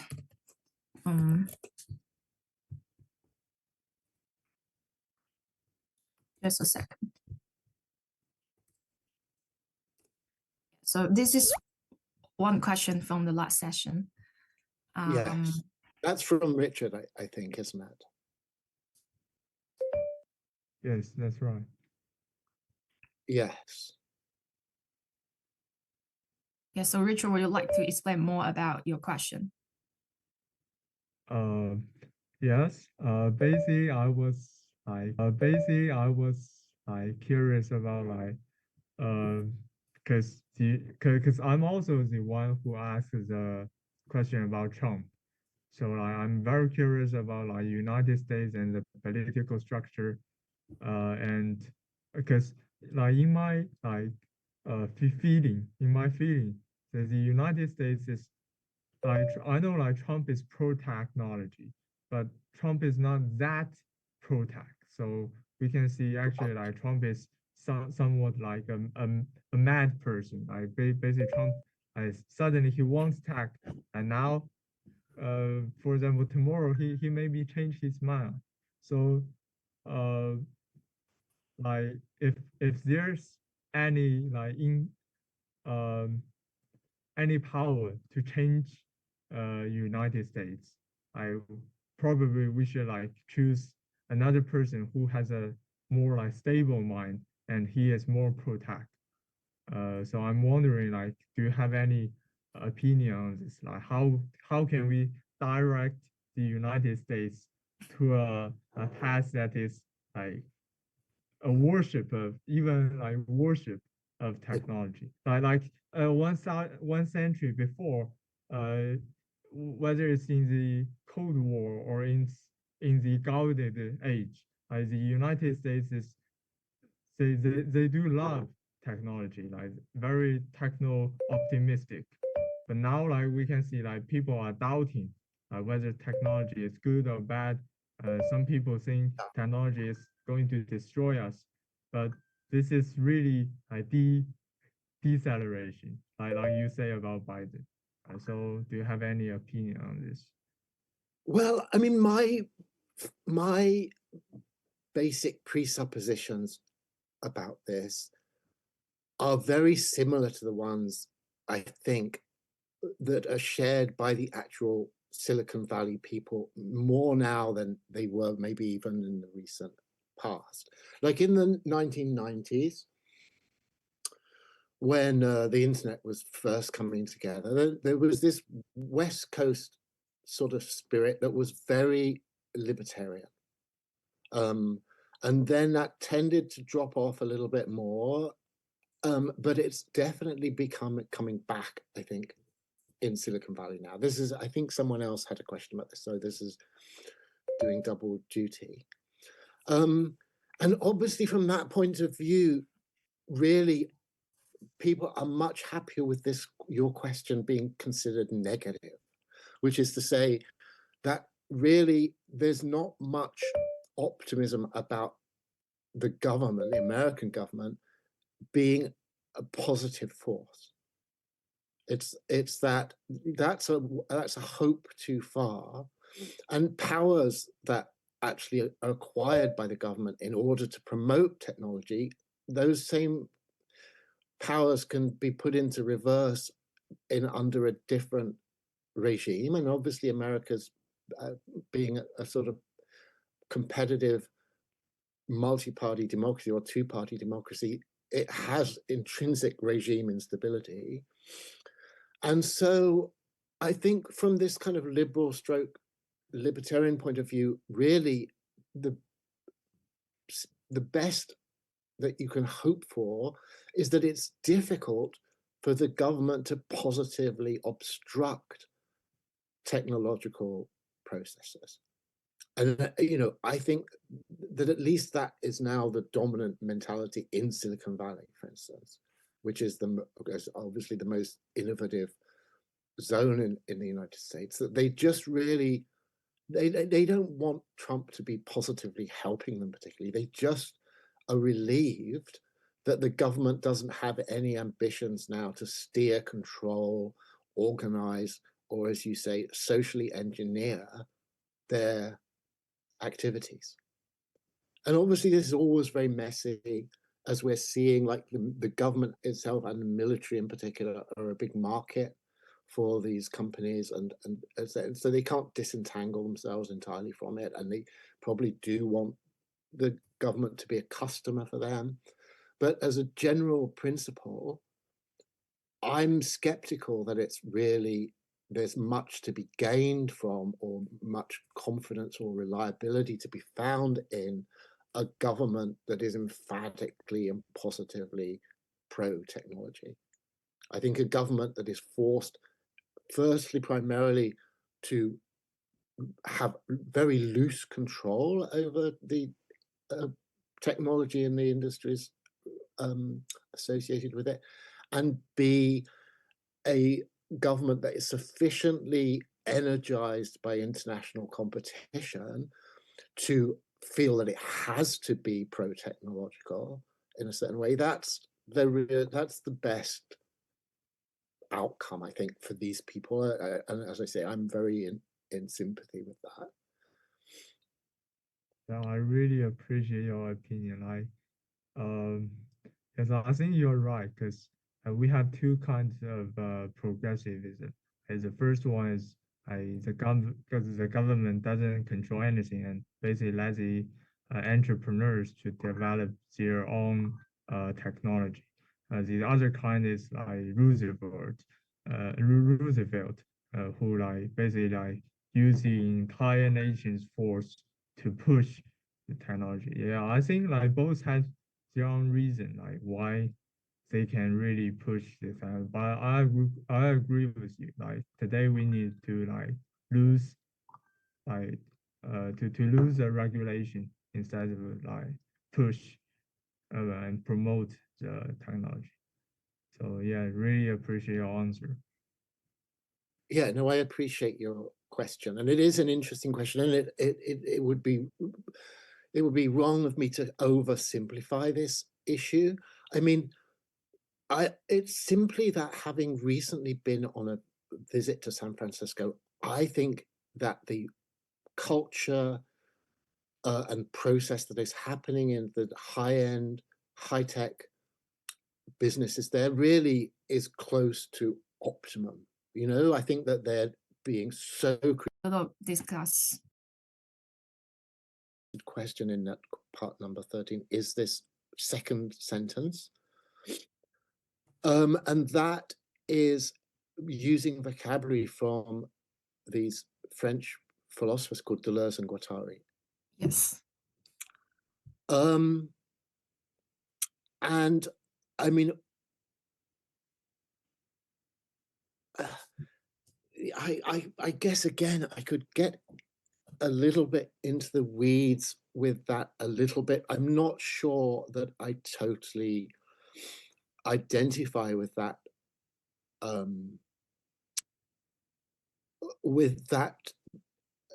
distinction as much as I would have done at other stages. And I won't go again too far into this, but just to say that Deleuze and Guattari, for the people who aren't familiar, they have this word arborescent.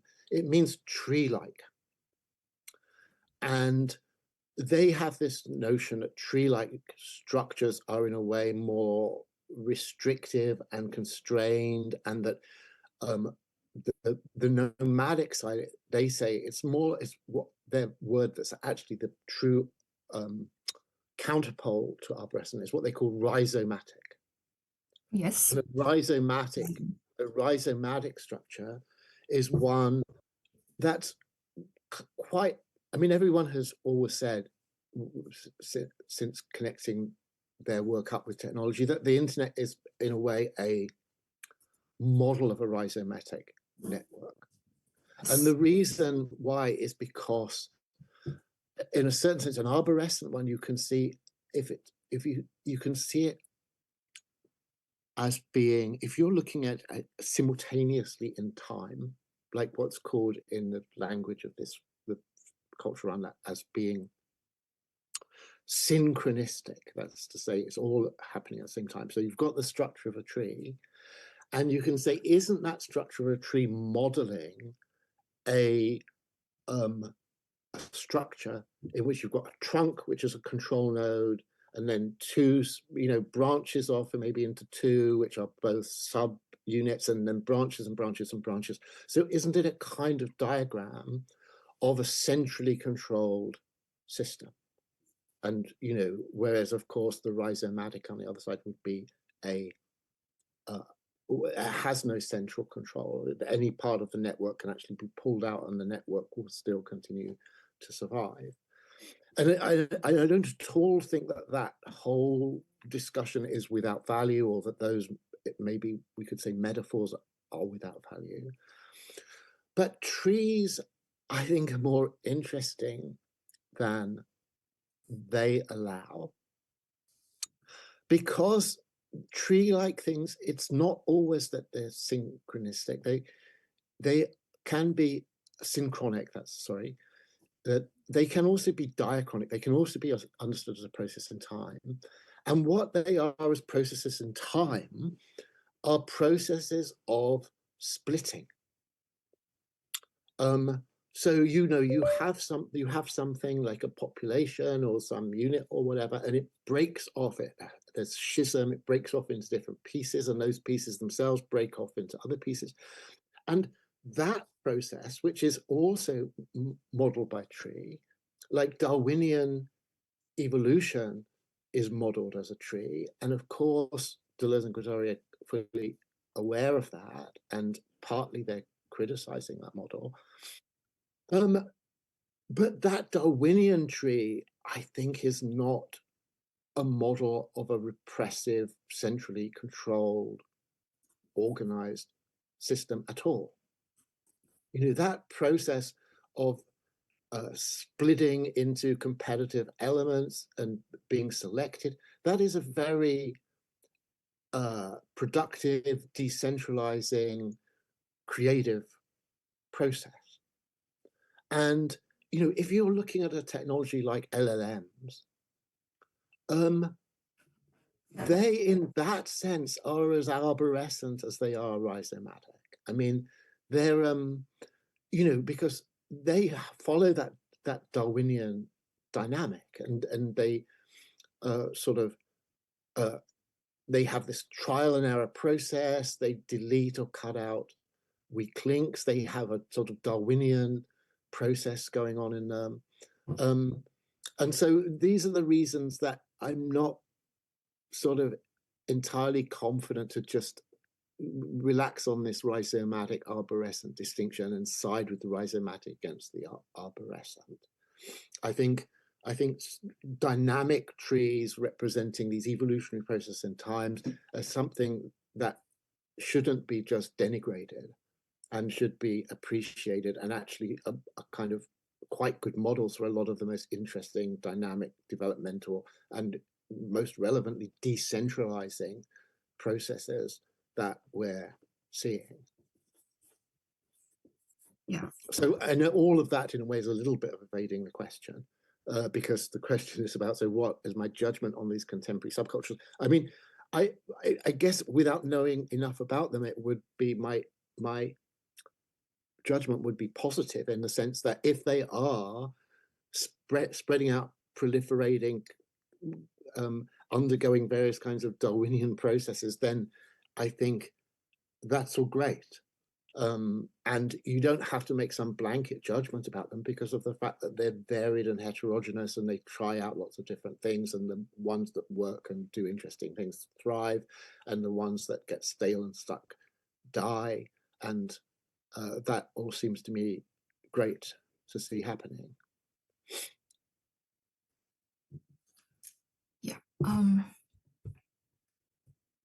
I think we have finished this question, and I think I would say I absolutely agree with you. I always, personally, I don't always see this rival, like a conflict between either the Ryzen structure or the arborescent like structure, because when I think about the ecosystem that we have in the nature, it's actually, I think it's the coexistence of the both. And even to some extent, we might have more arborescent structure, like we have more trees.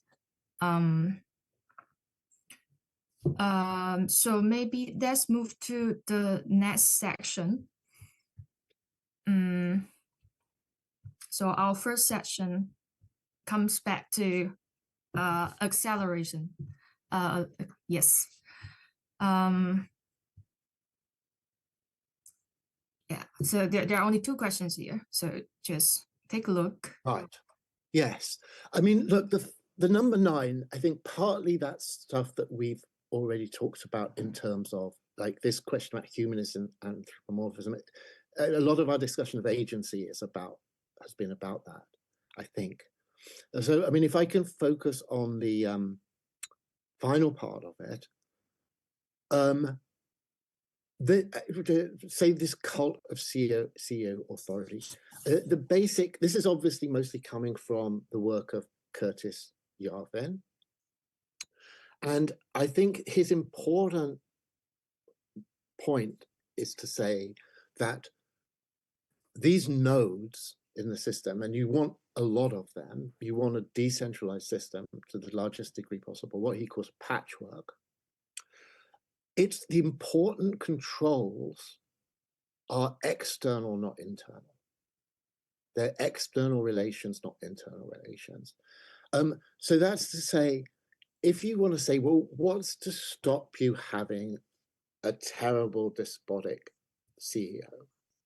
And the traditional, like democratic, I'm not having go particularly at the Democrat Party at this particular moment, which Curtis Yarvin is criticizing, is to say, no, you need some complicated system inside the company such that the CEO, everyone in the company gets a say about who should be CEO, or in some way votes on the CEO, or somehow controls the CEO from inside. And Curtis Yarvin says, no, you don't need that at all. Business basically gets it right. What you need is an external competitive environment in which badly run companies can be pushed out of the market. And, the pressure of that doesn't mean that everything that's badly run has to just go bankrupt. It means that because if you're badly run, you'll go bankrupt. There's pressure to not be badly run. And bad CEOs, their boards of directors will replace them with a better CEO, or at least try another CEO to see whether they're better. You can't have a chronically badly run company in a sufficiently competitive distributed environment. So that's the point that is being made. And I think the great man theory of history thing is a little bit off to the side of that. I'm not saying it's an irrelevant question. And in some ways, I do think there's sort of a return to a little bit of that, in the sense that the figure who is most decisive, obviously, on this, I think, is Elon Musk. Because Elon Musk has completely revolutionized American capitalism single-handedly in a way that's completely ridiculous. And of course, I would love it if there were like 100 or 1,000 Elon Musks, and it wasn't that I think people would massively dependent on this one guy just continuing to sort of push the envelope in all these different directions, saving American space programs single-handed, producing a market for electric cars single-handed, returning X to a free speech-oriented platform single-handed. I mean, and now he's doing important stuff with LLMs. I'm sure I'm missing out a whole bunch of other things. And it's kind of crazy, and I think it's ugly that it should depend on someone like that. I really want to see things as decentralized as possible, but it's just an inescapable fact about American capitalism right now that without Elon Musk, it would be like 50 years back in the past. I mean, it's absolutely insane what he has done. So I do think there is a kind of great man element coming in, but I don't think that's really attached to this general neo-reactionary model of the neo-cameral patchwork state. I think that's a separate thing, and they're not really the same question or the same issue.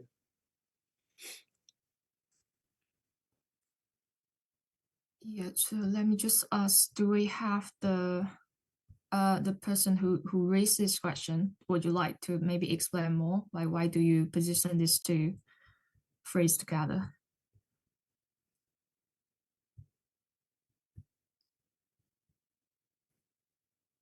Let me also quickly check on the other chat.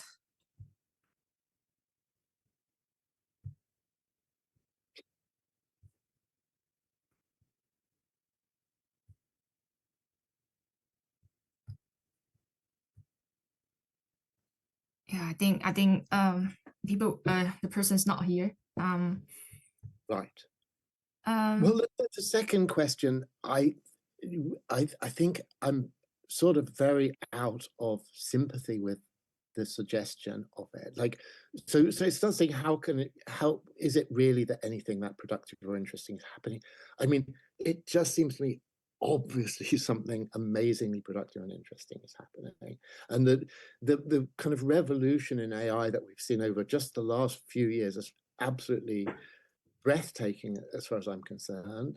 And, you know, I do sometimes get into conversations with people who strongly disagree, and we just have to disagree. I mean, you know, some people just really say, oh, LLMs aren't such a big deal, you know, how things haven't really moved forward that much. I just am not seeing that at all. I think there's just incredible, just revolutionary change happening. And I find it really hard to understand how anyone can not see that. But, you know, it's like, I don't want to bully people into it. I'm just saying, for me, there's not really any question about it. So yeah, I absolutely do not see that this historical process led by capital technology is a bugged program stuck in a death loop mistaken for evolution. I think it is producing technological singularity at a speed that is completely breathtaking right now. I think maybe for this question is, how do you justify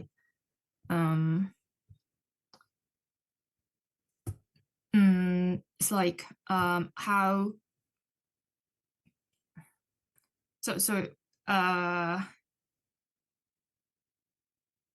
maybe it's a bit like what you say in the egg example. We have been observing like this phenomenon happening.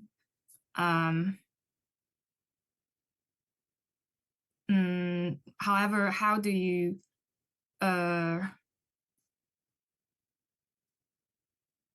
how are you sure about like this process is in whatever is a progressive positive process towards like a evolution, like a linear or a progress evolution, or it is so I mean like if you look at the velocity, it may be like accelerating.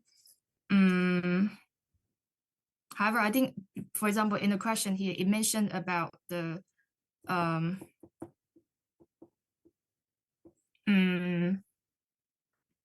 so maybe it's more from the human's perspective on like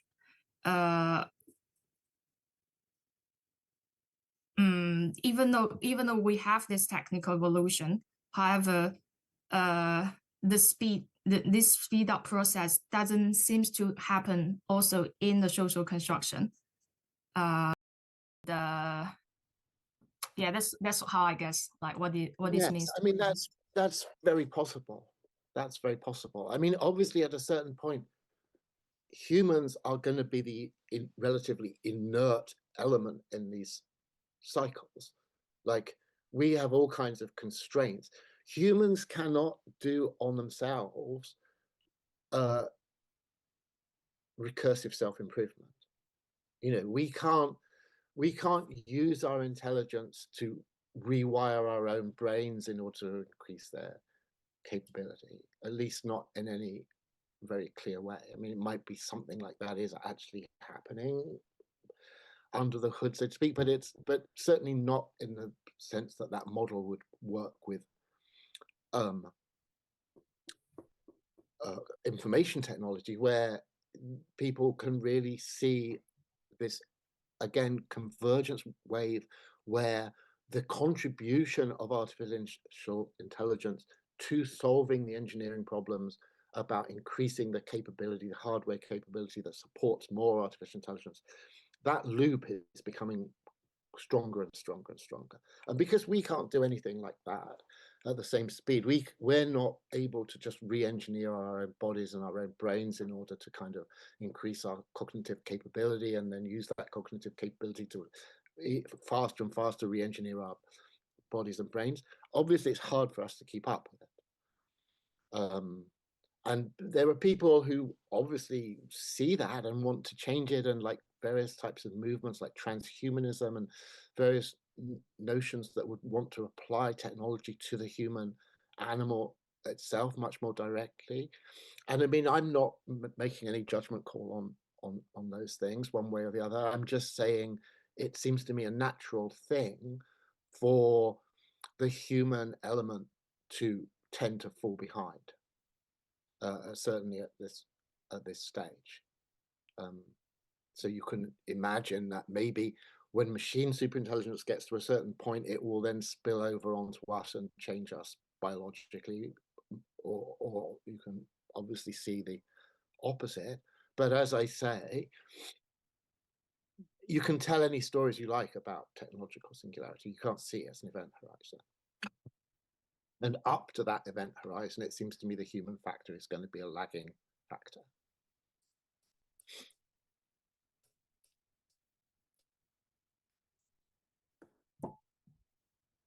Yeah. Yeah, so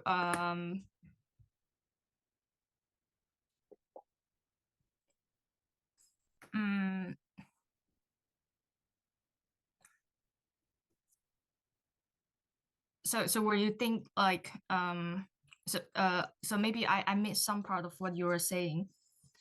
So I got what you said, like in this progress or in this process, like human or biologically the bio beings is is somehow much more likely to lag behind.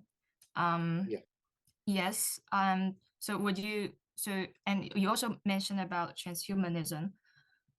So although I know like I kind of know like maybe how you're going to answer my my next question, but I will still just ask. So yeah, I was going to ask. So what will you see the possible future of this? So what kind of endings that you feel is more likely at the end of this process? Is it the fusion, so something like transhumanism, or is it's a integration, it's a evolution to the like from bio to non-bio and Yeah.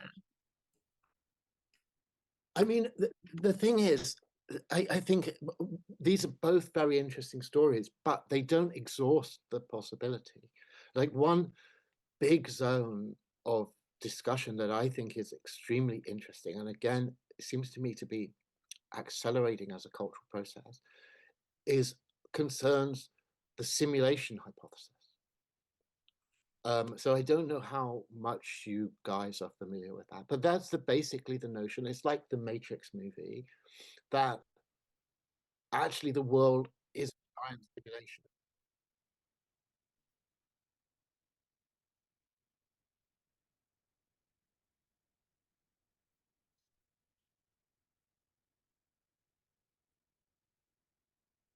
Okay, but actually I have something else later this evening, so I can I can give you a little bit more time. It actually might be better. I know maybe you guys are all getting really hungry, but I think if I could persuade you, if we were going to do more, to just do it immediately, and then have dinner afterwards. Is that something that you could do, live with? Just do one more yeah, session sure. and I think we can finish it. It's just the last session, so we can just do it straight away. Yeah. okay, okay, cool. Excuse me. Oh, Mr. Sorry. Have you ever heard of He Jiankui and social age professor of China, and he is a Oh, yeah. pioneer of gene advertising.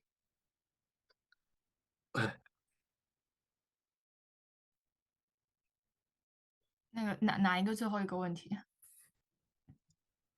序号3。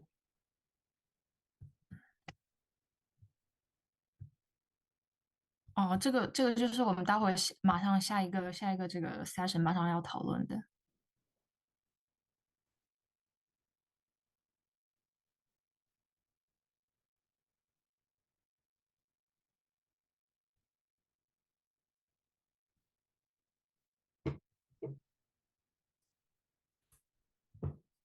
me, Mr. There's a very important question. What do you think of He Jiankui as social age professor of the Southern Technology University, and he is a pioneer in gene editing. I don't know if you are familiar with the biotechnology, but what do you think of He Jiankui, Dr. He? No, I'm interested, and I've got sort of friends connections who are in very similar areas to do with like using modern genetic technologies to try to produce like easy enhancement. That's to say, it doesn't involve just radically re-engineering human biology, but it just actually makes use of sort of genetic technologies to try and get some quick, easy boosts of human capability. And all of that stuff seems interesting to me. I'm obviously not expert enough at it to say anything very detailed about it.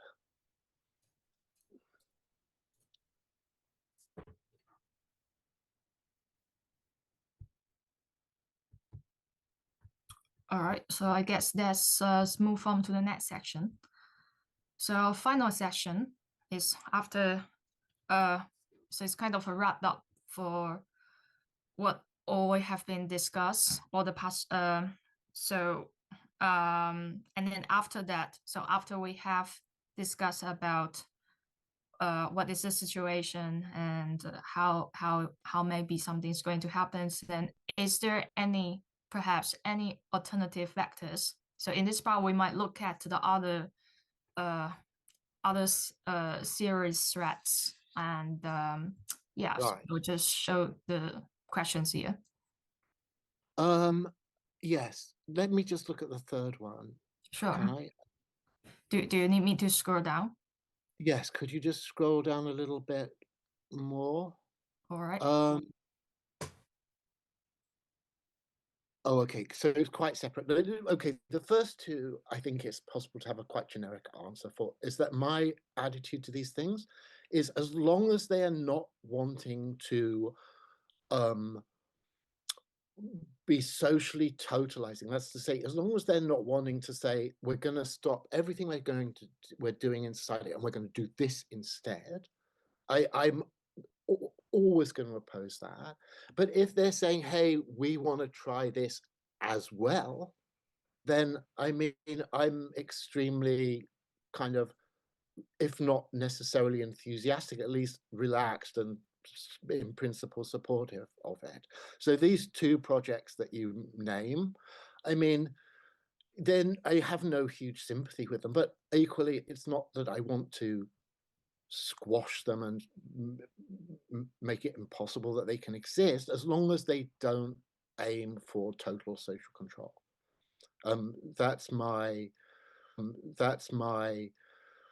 That would be my grave concern if their notion was that accelerative capitalism is so hostile to our interest that we have to actually stop it in order to do something else instead, then I am completely hostile.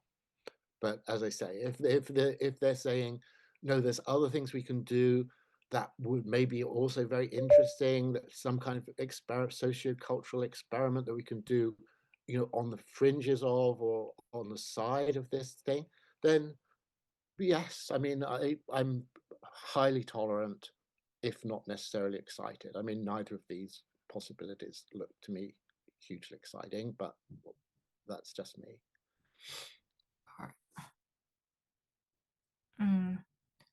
Do we have audience who raised these two questions? Do you want to like ask any further ideas, opinions about that?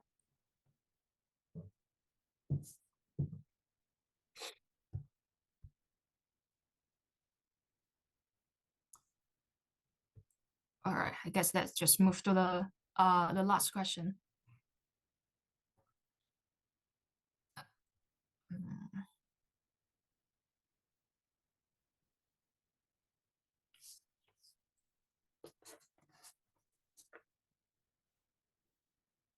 Yes, I'm not in the last one.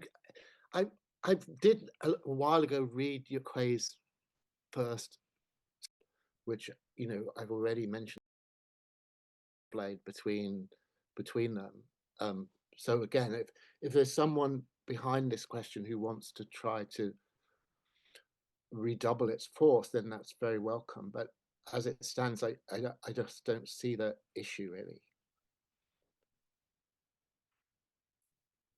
Yeah, if anyone reads this question, feel free to go ahead. 我能用中文吗？好的。Yeah, he will say it in Chinese first. Sure. 我在这里想要问的实际上是许玉在递归与偶然的这本书当中，尝试用递归去解释有机体的各种现象。那么在这里问题就是很明显，为什么递归的这个逻辑不能进入到共同体，就是控制论的意义上，就是进入到政治哲学的领域去谈论，因为许玉语境中的递归更多指的是一种这个康德第三批判，也就是审美批判，或者说这个从特殊反推一般的这样的一个过程。那么我觉得它跟控制论显然是密不可分的，但是许瑜为什么没有把它像尼克兰德一样进入到公共政治的领域？这是第一个问题。第二个问题是兰德会怎么样看待这样一种这个哲学的走向问题？在近20年以来，我可能会觉得哲学有明显的这个数学或者说物理学的一个倾向，比如说这个经典的老三论，SAI 就是控制论、信息论和系统论，在这个新的哲学当中，越来越被提及，特别是这个许玉，当他用计算机的语言去阐释新的这个用新的语言去阐释一些重新去解读康德一系列的这样一个批判哲学的传统的话，那在这里是不是有一些新的东西？可能是认识论，也有可能是别的东西，就是涌现出来。这样一种新的这个语言，是否喻指一种新的就是认识模式，或者说这样一种新的隐喻到底代表着什么？That's all。我需要跟你确认一下第一个问题。第一个问题你说就是，你想知道徐玉的，就是他，他，他的语境里面的递归，其实本质上跟控制论也是密不可分的。但是你想知道为什么他最后，是他最后的什么，然后没有进入到公共政治的讨论？就是递归这个作为一个认识论模型，为什么没有进入到社会的构造当中？如果我们用递归的思维去理解一个这个社会的构成的话，那显然就不是像这个控制论简单的有一个基础，然后呢线性的去有正反馈和负反馈打造这样的一个社会秩序。如果用递归的话，显然就不是这样了。这样是否是跟那个控制论矛盾？还有就是，既然许玉选择了一条控制论的道路的话，那为什么像这个前人，比如说卢曼就已经尝试在走这样的路，为什么许玉没有走这样一条路？因为许玉跟尼克兰德私下也有很多的交流。我想知道尼克兰德会怎样看待许玉走的这样一条新的路？好的，我会尽力就是 translate 你第一个问题，可能我没有完全的那个 get。So I think he actually has two questions, and the first question is regarding the recursion. He feels actually in Yu Hui's definition of recursion, certainly is fundamentally it is based on cybernetic. However, is maybe a more complicated version of it. It's not a traditional cybernetic structure might be more linear and cozy, like close relationship, and but however, Yuhui's recursion model is coming more from you progress from a special case to a more general case, and then the thing that he wonders here is why this kind of epistemic understanding doesn't really got popular into political discussions or into social discussions, and also how does you see Yuhui takes this road to, like, he start from cybernetic, but then it ends up in like this direction. How do you see his way of thinking in this? Yeah, that's the first question, and then later I will set I will help to Well, translate. honestly, I think with that, I'm sorry to sort of be disappointed, but I just don't think I have enough detailed grasp of what Yuhui is saying to really positively, productively contribute. Like, insofar as he has a notion of open recursion that in some way, is this fundamental conceptual advance upon I don't know what we mean by classical cybernetics, but cybernetics in general. I don't know what it is. Like, I'm not seeing it, and so I'm not denying that such a thing is possible. But I would have thought if such a thing has happened, AI companies will adopt this with great excitement and start doing amazing things with it, and that would be the test for me that really matters, would be actually seeing these ideas put to work in a way that is obviously productive. So yes, I appreciate that's a kind of unsatisfactory answer, but I think it's all I can really do at this point with that. All right, it's fine. Maybe later we after we start to organize like to review on like our today's meeting and then the transcript, maybe we can incorporate more like more in details about what really does, like, he was trying to point out here. Yeah, so for the second question, he wants to ask, he observed there's a trend happening in the philosophy that the language it uses is becoming more mathematical and even a bit more computational in today's philosophy thesis, and he wonder whether this phenomenon stands for a burst of new epistemic yes, a new, it's New epistemology. Yes.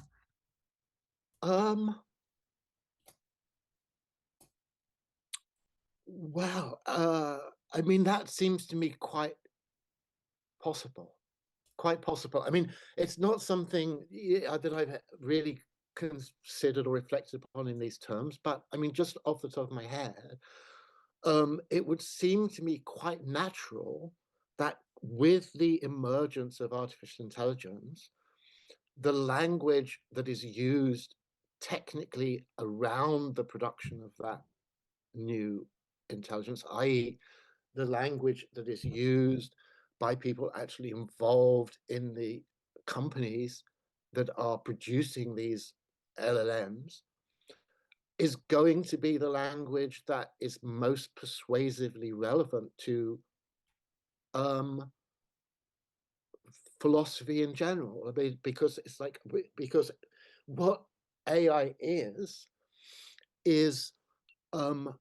intelligence becoming an engineering problem, and so the engineering language around that is going to be the language that is a kind of meta language for intelligence in general, and it seems entirely natural that it should take on more and more philosophical weight, and it probably does signify a new epistemology. I think it's an interesting suggestion, and I mean, I think about it more. My initial response is just say, yeah, that's very probably true and interesting that that's happening.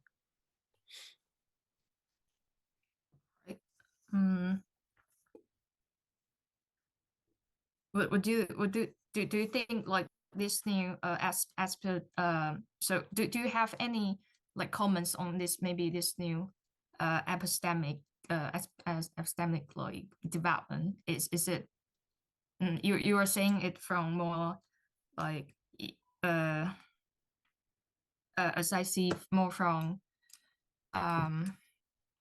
the techno or machinery. Yes. Yes, but how That's how does this mean to maybe humans? Well, it's just because we're in this the basic model that we've had, like, has run right through this conversation, is that it's in the essential nature of capitalism that machinery simulates or emulates humans. And it simulates or emulates them from their basic, very kind of mechanical, routinized behavior, like weaving textiles and these first wave of machines that were replacing human workers in certain fields, through on a sort of continuous accelerating trajectory to the point now where they are promising to be able to fully simulate human behavior in every respect. That's what is meant by artificial general intelligence. At the point where they can fully simulate human intelligence and behavior in all respects, at that point, the language that is recursively involved in the production of those machines is going to be the master language for epistemology necessarily. Because once you can build a knowing machine, what you want to say about knowing is the specifications for that machine. It's the, whatever you did to build that machine is exemplifying the greatest level of rigorous understanding of what knowledge and knowing is that you could possibly obtain.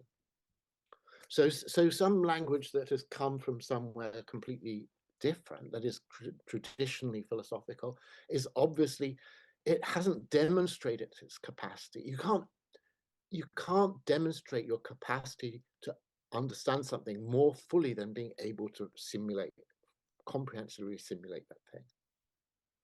If you say, I understand life, the best way of saying that, of showing that, is to be actually able to create life. Just like that, if you say, I understand the human mind, the best way to show that is to create a full comprehensive simulation of the human mind. And in both cases, the language that is required to do that biological creation, the language that is used to do that AI creation, is going to be the language that has actually demonstrated performatively that it has the best grasp on that thing that it is talking about. So, I mean, as I say, the very first sentence of this is not something I've really noticed, but the second sentence, my response is to think, how could it not be like that? It seems completely natural and almost inevitable that would happen. I see. Okay, so any final thoughts? Any final questions? Otherwise, we will just wrap up this very long session.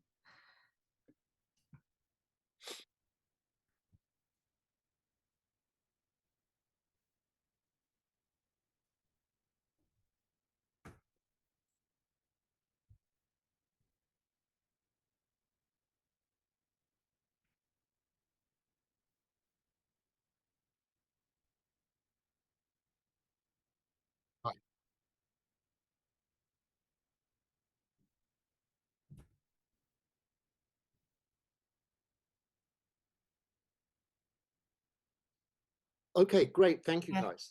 Thank you so much for coming. And Have we a apologize for all the like all the cumbersome happened. no. It's been great.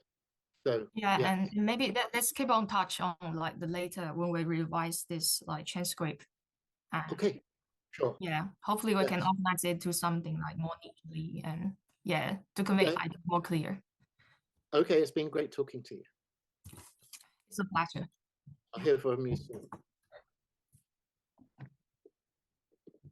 Right, thank you guys. Thank you so much.